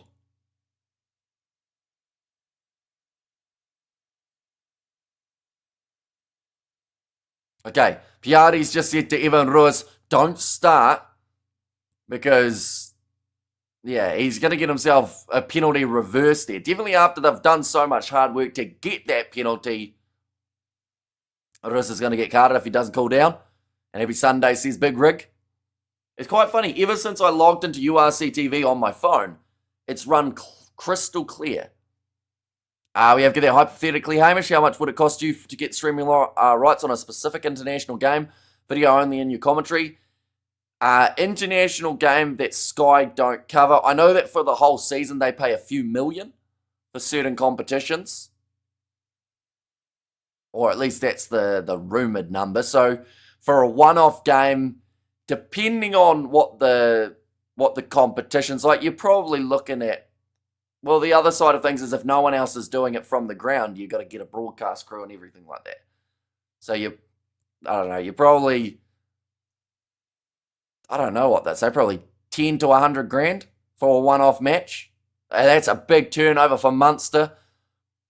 And also we've got Evan Ruiz. It looks like he could be Steve Irwin's son. And so I see Evan will be out for a year. He does need a rest. All he had to do was ask. Ruiz is playing bad, says Memento. He hasn't really found his rhythm at all throughout this match, Evan Ruiz, has he? Like they're saying, the physicality in this match has kind of changed that little bit, and Tom Ahern wins it back. Stormers need to refocus, says Jimbo. And yeah, their mind at the moment seems to be more focused on fighting. That sounds like easy money, says Ruby.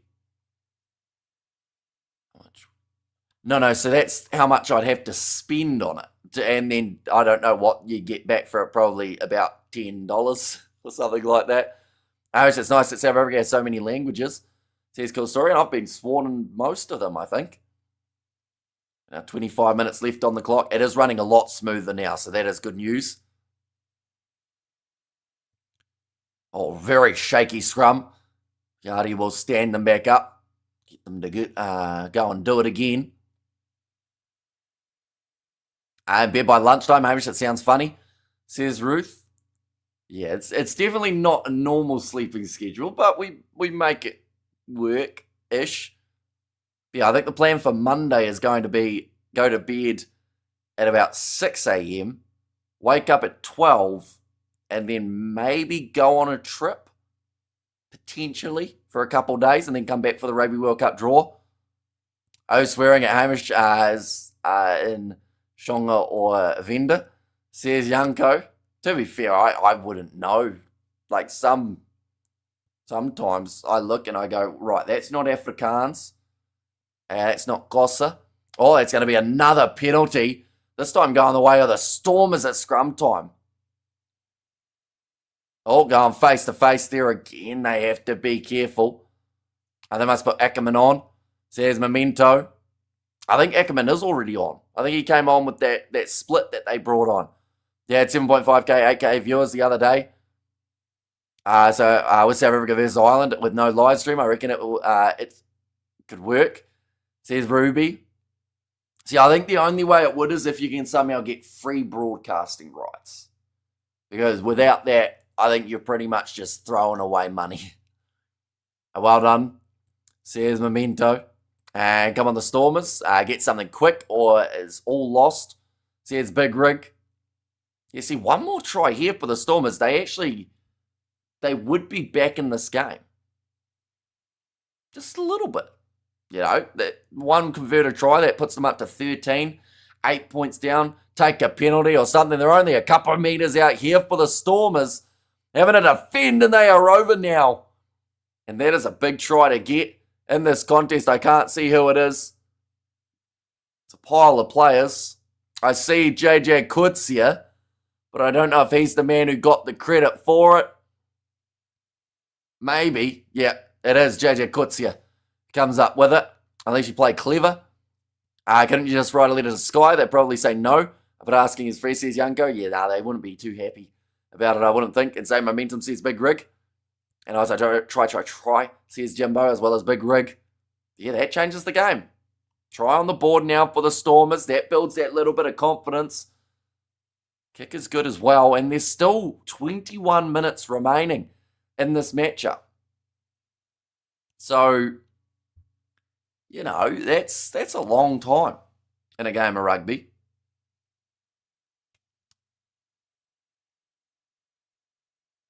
I am switching now to my phone for the coverage because it is glitching big time again. Maybe you should apply for a commentating job at Sky then. They come with an audience, says Yanko, and I'm neutral. But I want the winning team. What's that? I want the winning team by 1 point. And I always say 80,000 subs. Let's go, like and sub people. Says Memento there too. 1 second, I will pause it on here. I will go onto my phone. Click live. Is it going to do it? Doesn't like me. Maybe. A little bit of luck. It's actually really bad how badly it is running at the moment. The one for me. And he's Sasha Fainberg, Zulu, and Ronak, and Check. I assume that is from Jimbo. Are they actually going upstairs for this try? And come on, Munster, you're at home. Don't bleep this up. Says Dennis. And Coombs going in the bin. Says Jimbo as well. So that is not good news for Munster. This might go from bad to worse for them. Just the very near future. 1 second, we'll go like that. And like that as well. A little bit of luck. It hopefully will come back. At the moment, it's just Piatti sitting still. No, doesn't like me. Not good. I'll have to refresh. I have no idea whether or not I'm up to date at the moment. Why do I feel like a Stormers win? And yep, yellow. Let's see. I will scratch around. Says Ruby. Right, it is just loading up again, ladies and gents. We do apologise for the technical difficulties. My Wi-Fi, I checked it before. It's completely fine. But it is JJ Kutsia initially, who I think was going for the try. But yeah, it is a yellow card for a trip, by the sounds of that, against Gavin Coombs. And the try does still stand. Solar Flames are working hard these days. Or Solar Flares, sorry. From Memento. And Hamish, happiness is a dish best served cold, kind of like salad. There you go. I feel like there are a few good salads that can be fed hot, though. Idiot, says Jimbo. I assume that's to Gavin Coombs and not myself. Now, big landing there. And that is going to be a penalty now in favour of the Stormers again. Taken out in the air by Munster. The crowd are not happy at the moment, as it just seems like the momentum has completely shifted. Could do with a few cupcakes. I'm starving here. Cupcakes would go well. Even if it's 8 a.m. in the morning, that one hasn't found touch from the Stormers, so they had the chance to be able to go for the counter-attack, and now they've given the counter-attacking chance back to the home side. It's a shockwave from Dublin. That is hitting you now, says Ruby. Craig Casey told to use it again. Just kick this one off the left boot. Not going for a huge amount of distance on it. Shane Daly gets it back into the hands of Casey. We have got there's Evan. If Evan is banned for like a year, do you think he might just retire? I don't see him getting banned for a year, but, you know, he ideally will still want to be there for the next World Cup. But the question is, with the locks that they've got at the moment, Jean Klein, Ruan Nokia, Arge Sneeman, Franco Mostert, like, do they still need Itzebeth in there as well? I would say that they'll love to have him if he's available. Ludiacha, another man who I didn't mention. Big collision there. Stormers just outside of their 22, though, with the ball in hand. Hold up, what did Evan do? He did eye gouge Welshman right at the end of that last game. Got a permanent red card. Imagine that last moment on a rugby pitch is poking a Welshman in the eye for no reason. Says Big Rig. To use that little bit of a work in the breakdown, or at least trying to get that steal, was Niall Scannell. Covers Visa will be more prominent in the box squad next year, I hope and think. Hopefully he doesn't play like he did for the Bulls, because he had an absolute shocker in that game up against the Lions. He couldn't handle a ball at all. But no, he is a good talent.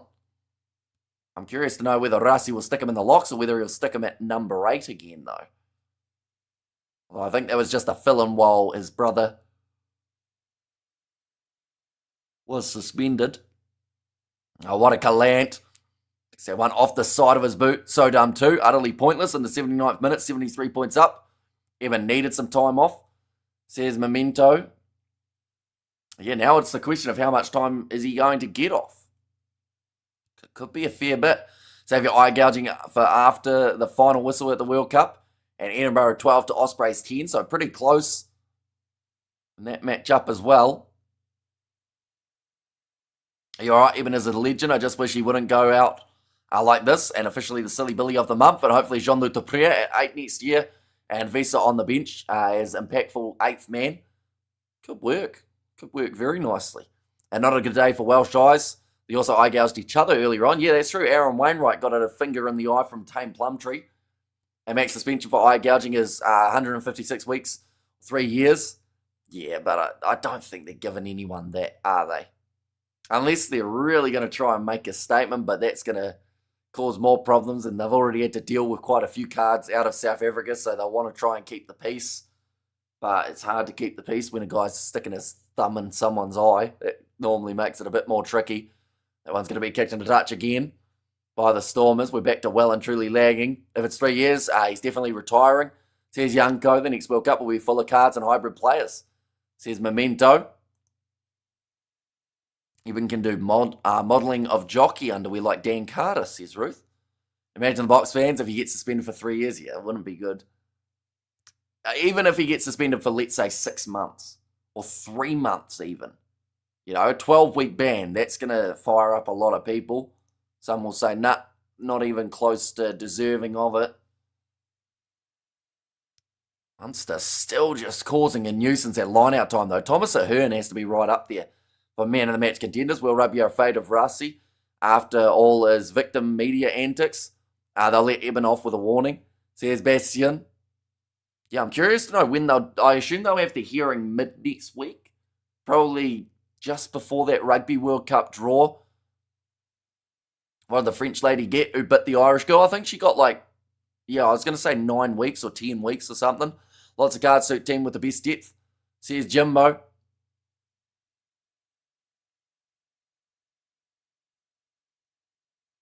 But now it's going to be another scrum. It's still lagging really badly. I've missed about 90% of the second half just due to it doing its start stopping. That's stupid of him, says Yanko. And to be honest, I think we as Box supporters have the integrity to agree that a couple months ban is completely fair for an intentional eye gouge. They should send him to eye gouging school, like they did with Owen Farrell for tackling. And Irish girl got a tetanus shot, says Jimbo. But Clayton McMillan, he'll be happy enough with the fact that they are currently leading by the 8 points, but he will know that may not be enough. We have got our delusional. Are these people in your chat? World Rugby don't like the Box. Why do they think we'll get favours? So some people who haven't watched any rugby before, says LB. I think normally, no matter what anyone says, you normally disagree with the LB. We've learnt that about yourself, but I think, like, the thing is, there have been times where you'd say that it seems like World Rugby are against them, and there have been times where you'd say that World Rugby have actually maybe let them off a little bit, you know. It's like that with all sides. Sometimes it depends on the panel. Now we have got there justice for Eben, says Jimbo. Real question, international team with the second most depth. I'd say probably England at the moment, to be fair. I think that England are really progressing nicely towards that next World Cup. Why would you take Mr. H? A finger in the eye is better than a Hopewadi, says Memento. Yeah, I don't know what they'd end up having a ban for a Hopewadi would be. That would be quite the surprise, as I'm sure it was for the first player who received one. Now, a little bit of a kicking battle going back and forth for these two teams. I don't remember who it was, but didn't someone punch Jan Hendrik Wessels? Nothing happened, even though he didn't miss. Yeah, that was the scenario where there was the ball grab. It ended up being all a bit of a situation. We have got there, what was that guy even thinking about, trying to poke that lad's eye out in the early game? Shame, fine player. Doesn't need to be doing that kind of stuff. Lost all respect for him now, says Dennis. And Pumas too, they got that depth. And also we have got there, they're just not as good as the Box or England. Yeah, but only Wessels was penalised, says Yanko. Yeah, it's an interesting one. That whole scenario seemed like they were hiding the actual footage. They didn't seem to want to release it, so I don't know what happened in it. I don't know whether, it's just one of those. It's one of those ones. It's happened. He'll be back soon, which is good news for Jan Hendrik Wessels. An entire tour without two first-choice loose heads. Still scrum dominant, says Mohammed. Now this ball's going to be fed in by Craig Casey, 65 minutes through this one. Okay, they were asking for a penalty there, Munster, but they won't receive it. Now going off to the left-hand side. Daly does get his offload away to Farrell, who does kick it off the left boot. Not quite going to be a 50-22, but it's a good territory gain here. If the Irish don't speak the same about Ryan's assault and marks as they do Emin, they're hypocrites, says LB. I think you just don't like the Irish. Well, actually, I don't know if you like anyone, to be fair, but you definitely don't like the Irish. I've learnt that from seeing your comments. But, the thing is, different circumstances. Because don't get me wrong, that clean out from James Ryan I thought was absolutely rough as well. And should probably, I think he got 3 weeks in the end for his suspension. But, anything to do with the eyes, you just can't gouge a guy's eye out. Or at least try to. Definitely not when you're winning 73-0. There's just no point. We have got the Any Cricket Sunday, Hamish, says Ruth. Not that I know of, I don't think. I don't think there's any cricket for a little while. The Ashes is coming up soon. The games overlap each other. It's not really a full Stormers team because the good players are playing for the Box, says Anton. And we have got the South Africa still being prosecuted. Always prosecuted, says Washer Dryer. Now, JJ Kutsia ready to throw this ball in. And they need more Southern Hemisphere refs. Can't gouge an eye. We can throw 120 kgs deliberately at a man's head. Says LB, yep, once again, very different circumstances. But they have suspended James Ryan. So, they will suspend Eben Etzebeth for what he's done. Okay, that makes it a bit better, says Yanko. The need more Southern Hemisphere refs, says Memento. Now, breaking off the back here, the Stormers, they are down by 8 at the moment, but a big chance to get this. Still can't quite get it cleanly for a Dogbo. A wide cut-out pass. Stormers still have half a crack. That's a terrible pass from Warwick-Lamb, but luckily for him, Similani was watching. Was able to claim that one behind him. Win 73-0. See, this proves World Rugby is out to get us, says Big Rig. So Eben will miss those games next year, then sadly a few games. He may, depending on what the suspension is, he may miss the New Zealand versus South Africa tour. Beautiful cross kick there. Dylan Martz scores the try for the Stormers. And they are in again. They are just starting to take this one back.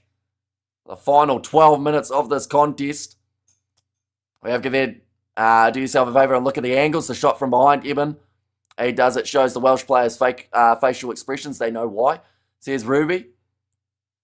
3 weeks suspension down to 2 weeks is a disgrace. Ryan should be 8 weeks for attempted murder, says LB. Yeah, I think the fact that Malcolm Marx didn't go off for an HIA probably didn't help the court case, as you're trying to call it. Because, like, if Marx had been knocked out or hadn't played the rest of the 80 minutes of that game, then maybe. But the fact that he got out of it uninjured is almost a little bit of a... It's unfortunate for Marx that he's such a tough individual. Because if he had gone down, if he had gone off, then they would have said there was more damage done. But the fact that he just got back up, played the rest of the game, the Irishman thinks James Ryan should get 8 weeks and be deselected from the Island squad for the year, says Jimbo. Yeah, I haven't seen too many people saying that he got off, like, or I haven't said that he got too much. Like, a lot of people said that it should have been more. And Bok tries to eye gouge Bok fans most affected, says Bastian. That one's going to be kicked downfield. Munster claiming it round the halfway line now. Daly. Give it off to Crowley, who does kick that one almost straight up in the air. Daly went up for it, but there's currently only 1 point separating these two sides, but a knock on at the unopportune time for Sunday. Stormers doing well to stay in this game. Absolutely. Munster looked like they were in firm control, and now the Stormers find themselves 1 point down. Munster still chasing that bonus point. They haven't been able to get it as of yet. And no Munster, no. Staying around in this game. They've almost turned it around, says Yanko. And that's what I want as a neutral. And if the Irish didn't win after games, we wouldn't be irate, says LB. Yeah, I think we talked about it earlier on. Social media and rugby is just not a good combination. Because, like, it's just ruining the sport, really, in terms of the back and forth between every fan base around the whole world. It's quite sad when you think about it. Rugby used to be, like, you'd have your rivalries, but, you know, people still got along. But nowadays, like, there's actually pure hatred between sides to the point of, like, they just can't stand being in the same proximity as someone from another country, which just sucks.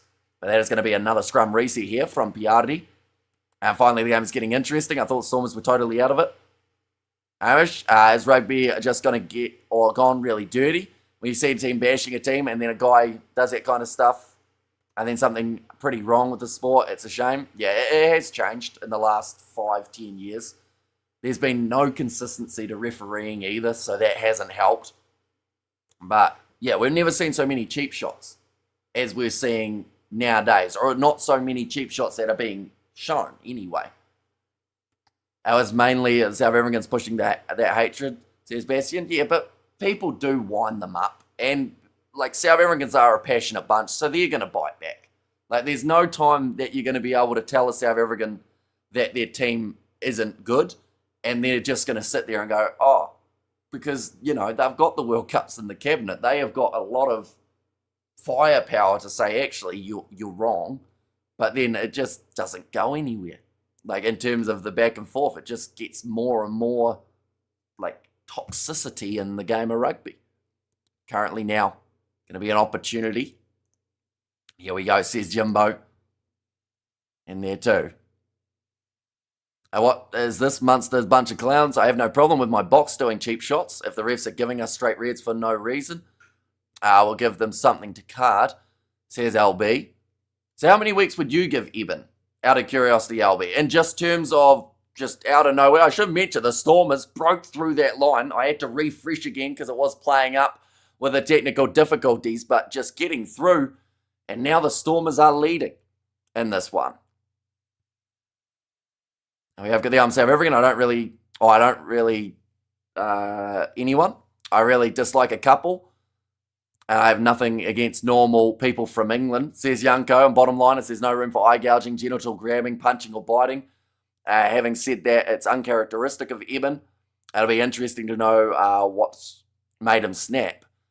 Yeah, because we didn't get the best angle. So maybe, from what I saw beforehand, there was a bit of push and shove. So I don't know if something has been said specifically or whether, the words have been the problem. But currently 6 points down in this game for Munster. I wonder if Connor's going to visit us at the end of this game if it does go the other direction. I give Eamon a year ban. He needs to rest. So outside of the fact that you want him to be rested, though, what would you say is a reasonable one? Because we've seen eye gouges before. We've seen guys go out for about, 6 to 9 weeks sometimes. And let's make peace with each other, guys. Just don't try too hard against the Springboks. We can all get along, says Cool Story. Now, 7 minutes remaining. It is still a glitchy mess on the URC app. We get him through it. JJ Akutsia, ready to throw this ball in.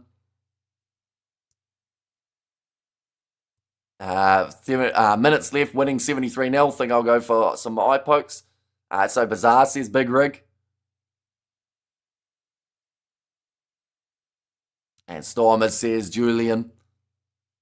And as well, who's Stormers number 12 in this game? 12 for the Stormers is Ruan Nel. It's one of the more experienced heads. Normally a pretty solid type of play. He doesn't normally do much wrong, Ruan Nel. He'll sit there at about I'd say a 7 or an 8 out of 10. He never has an absolutely crazy game, but he always has a solid one. I feel like once again today we've seen that kind of classic Ruan Nel type of style. As the aggression got the fans, rugby was always tough on the pitch, but not in the crowd. Says DJ.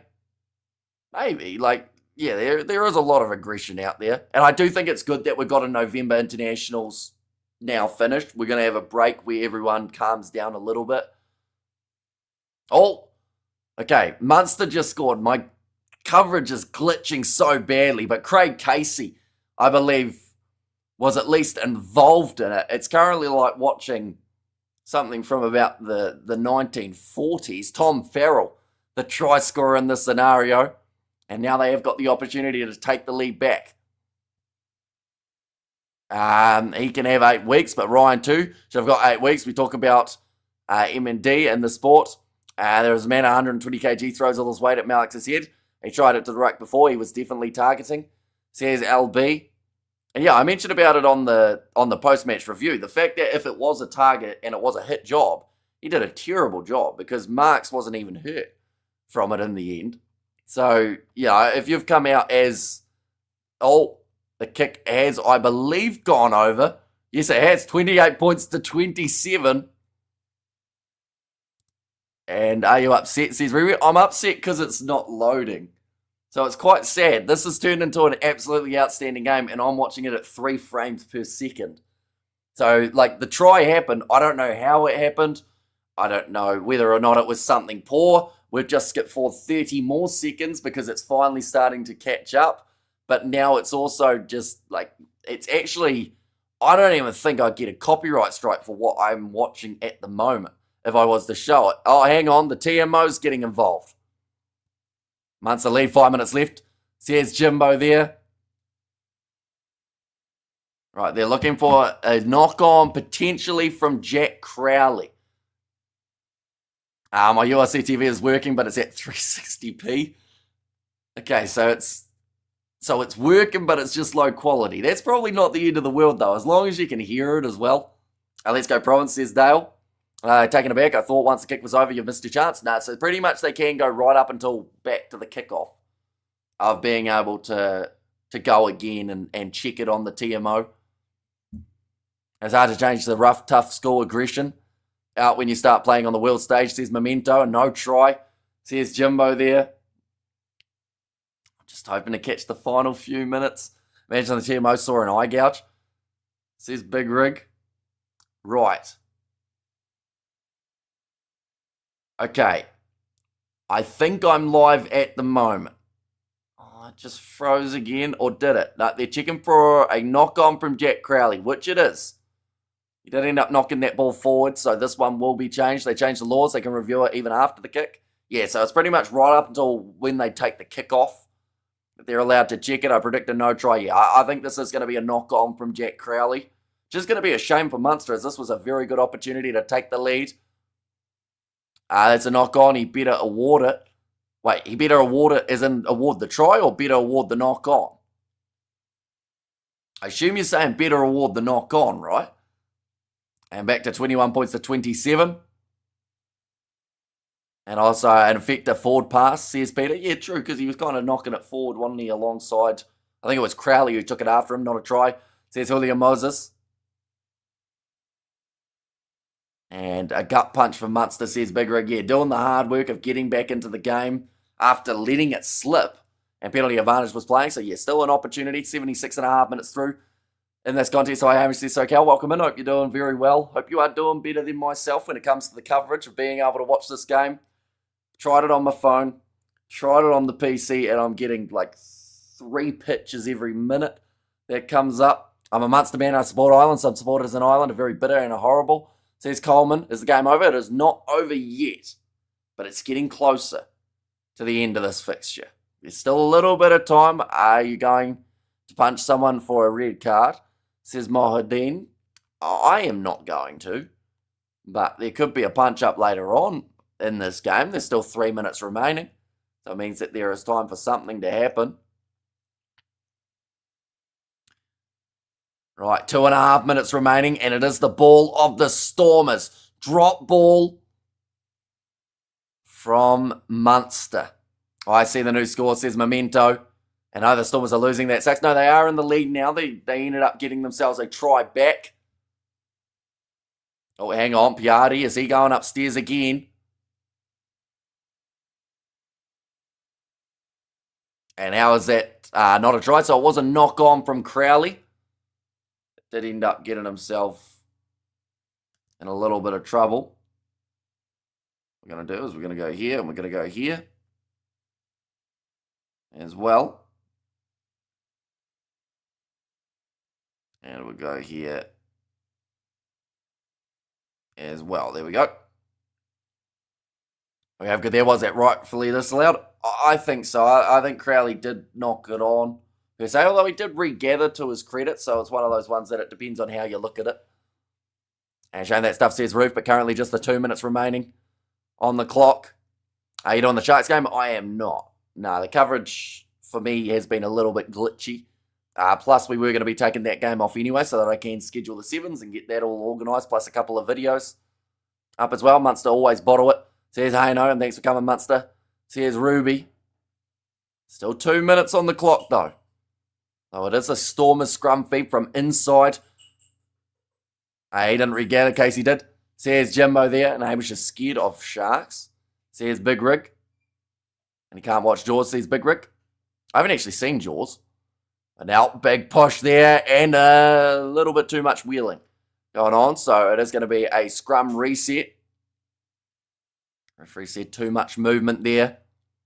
I like social media. The rugby players have beers after bashing each other.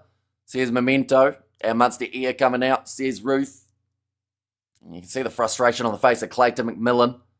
The fact that it has just not quite gone their way. Great job, Hamish. Enjoy the rest of the weekend. Says Dale. And I'm just surprised my boys are leading Munster and Munster. Says LB. We have got there. Are there any films you actually have watched? Oh, there's like 5. You know, there's a couple here and there. Our last match 21-19. And Stormers pulled away. So here, another terrible disappointment, it seems. And the thing is, if either of these sides score one more try, they actually get a bonus point from this game too. So, theoretically, someone could walk away from this game with 5 points on the standings. Although there's only one side that looks likely to do that at the moment. And the Stormers get themselves the penalty. 1 minute 8 remaining now on the clock. My live stopped. Has it dropped lower than the 360p? Mine's actually running smoothly at the moment, so I'm not touching anything. I'm not going to jinx it. And Stormers are the only unbeaten side in the URC. They will be if they win this game. This game's not over, though. Yuri Matias still needs the fine touch, which he has missed before in this contest. That's ball game, says Big Rig. Come on, boys, play it out, Says LB and Paul Munster, you had it in the first. They absolutely did. They did enough throughout that first half to be able to go and win this game, but they didn't take their opportunities in the second half. Back to 360p again. Says LB. Not ready to throw this ball in for JJ Kurtzia. Jaws a great Hamish, special effects dated. Great actors, and how much time is left? At the moment, there is only 18 seconds remaining. Is your scoreboard wrong? It is correct at this point in time. The Stormers grab that ball, 13 seconds of rolling more, boot it into touch, and they can go on and win this game. Now they've got the 7 seconds remaining. Tyke Byrne trying to swim through the middle. As we choke us today, disgusted by to be a Munsterman after that. Says Connor. I'm not even going to mention what you probably think I want to mention, Connor. Because, yeah, Munster should have won this game. It might be 240. That one's going to be controlled. That ball not coming out of the maul. So it then is a try. Jack Crowley having a push and a shove. And there comes Gavin Coombs as well. So many of the games have been played with bad blood, it seems, in recent times. I can't think of how many games so far today. There's been at least 2 that we've had that have ended in a push and a shove. And 80-22 game. Says Dale there. So the win does go the way of the Stormers. 27 points to 21, the end score. That is actually incorrect, but either way, it is still the win for the Stormers. We have good there, not good, but I'll turn my back on Munster. I have to take the good with the bad. I'll never turn my back on Munster. Awful weekend of rugby, says Hayno. Did they all involve South African teams? Yeah, I think they did. I hope Clayton Flays, each and every single one of those players alive in the dressing room after that, and have a great weekend all. W Stormer says LB. How many hours sleep will you get? I'll probably aim for about 6 if I'm lucky. Somewhere around there. That wouldn't be too bad. Nonetheless, end of the game. Win for the Stormers. They remain undefeated, and Paul de Villiers gets himself the Man of the Match award in that number 6 jersey. But I do thank you all very much for tuning in. If you did enjoy, be sure to leave a like and subscribe, and I will see you all for the next one.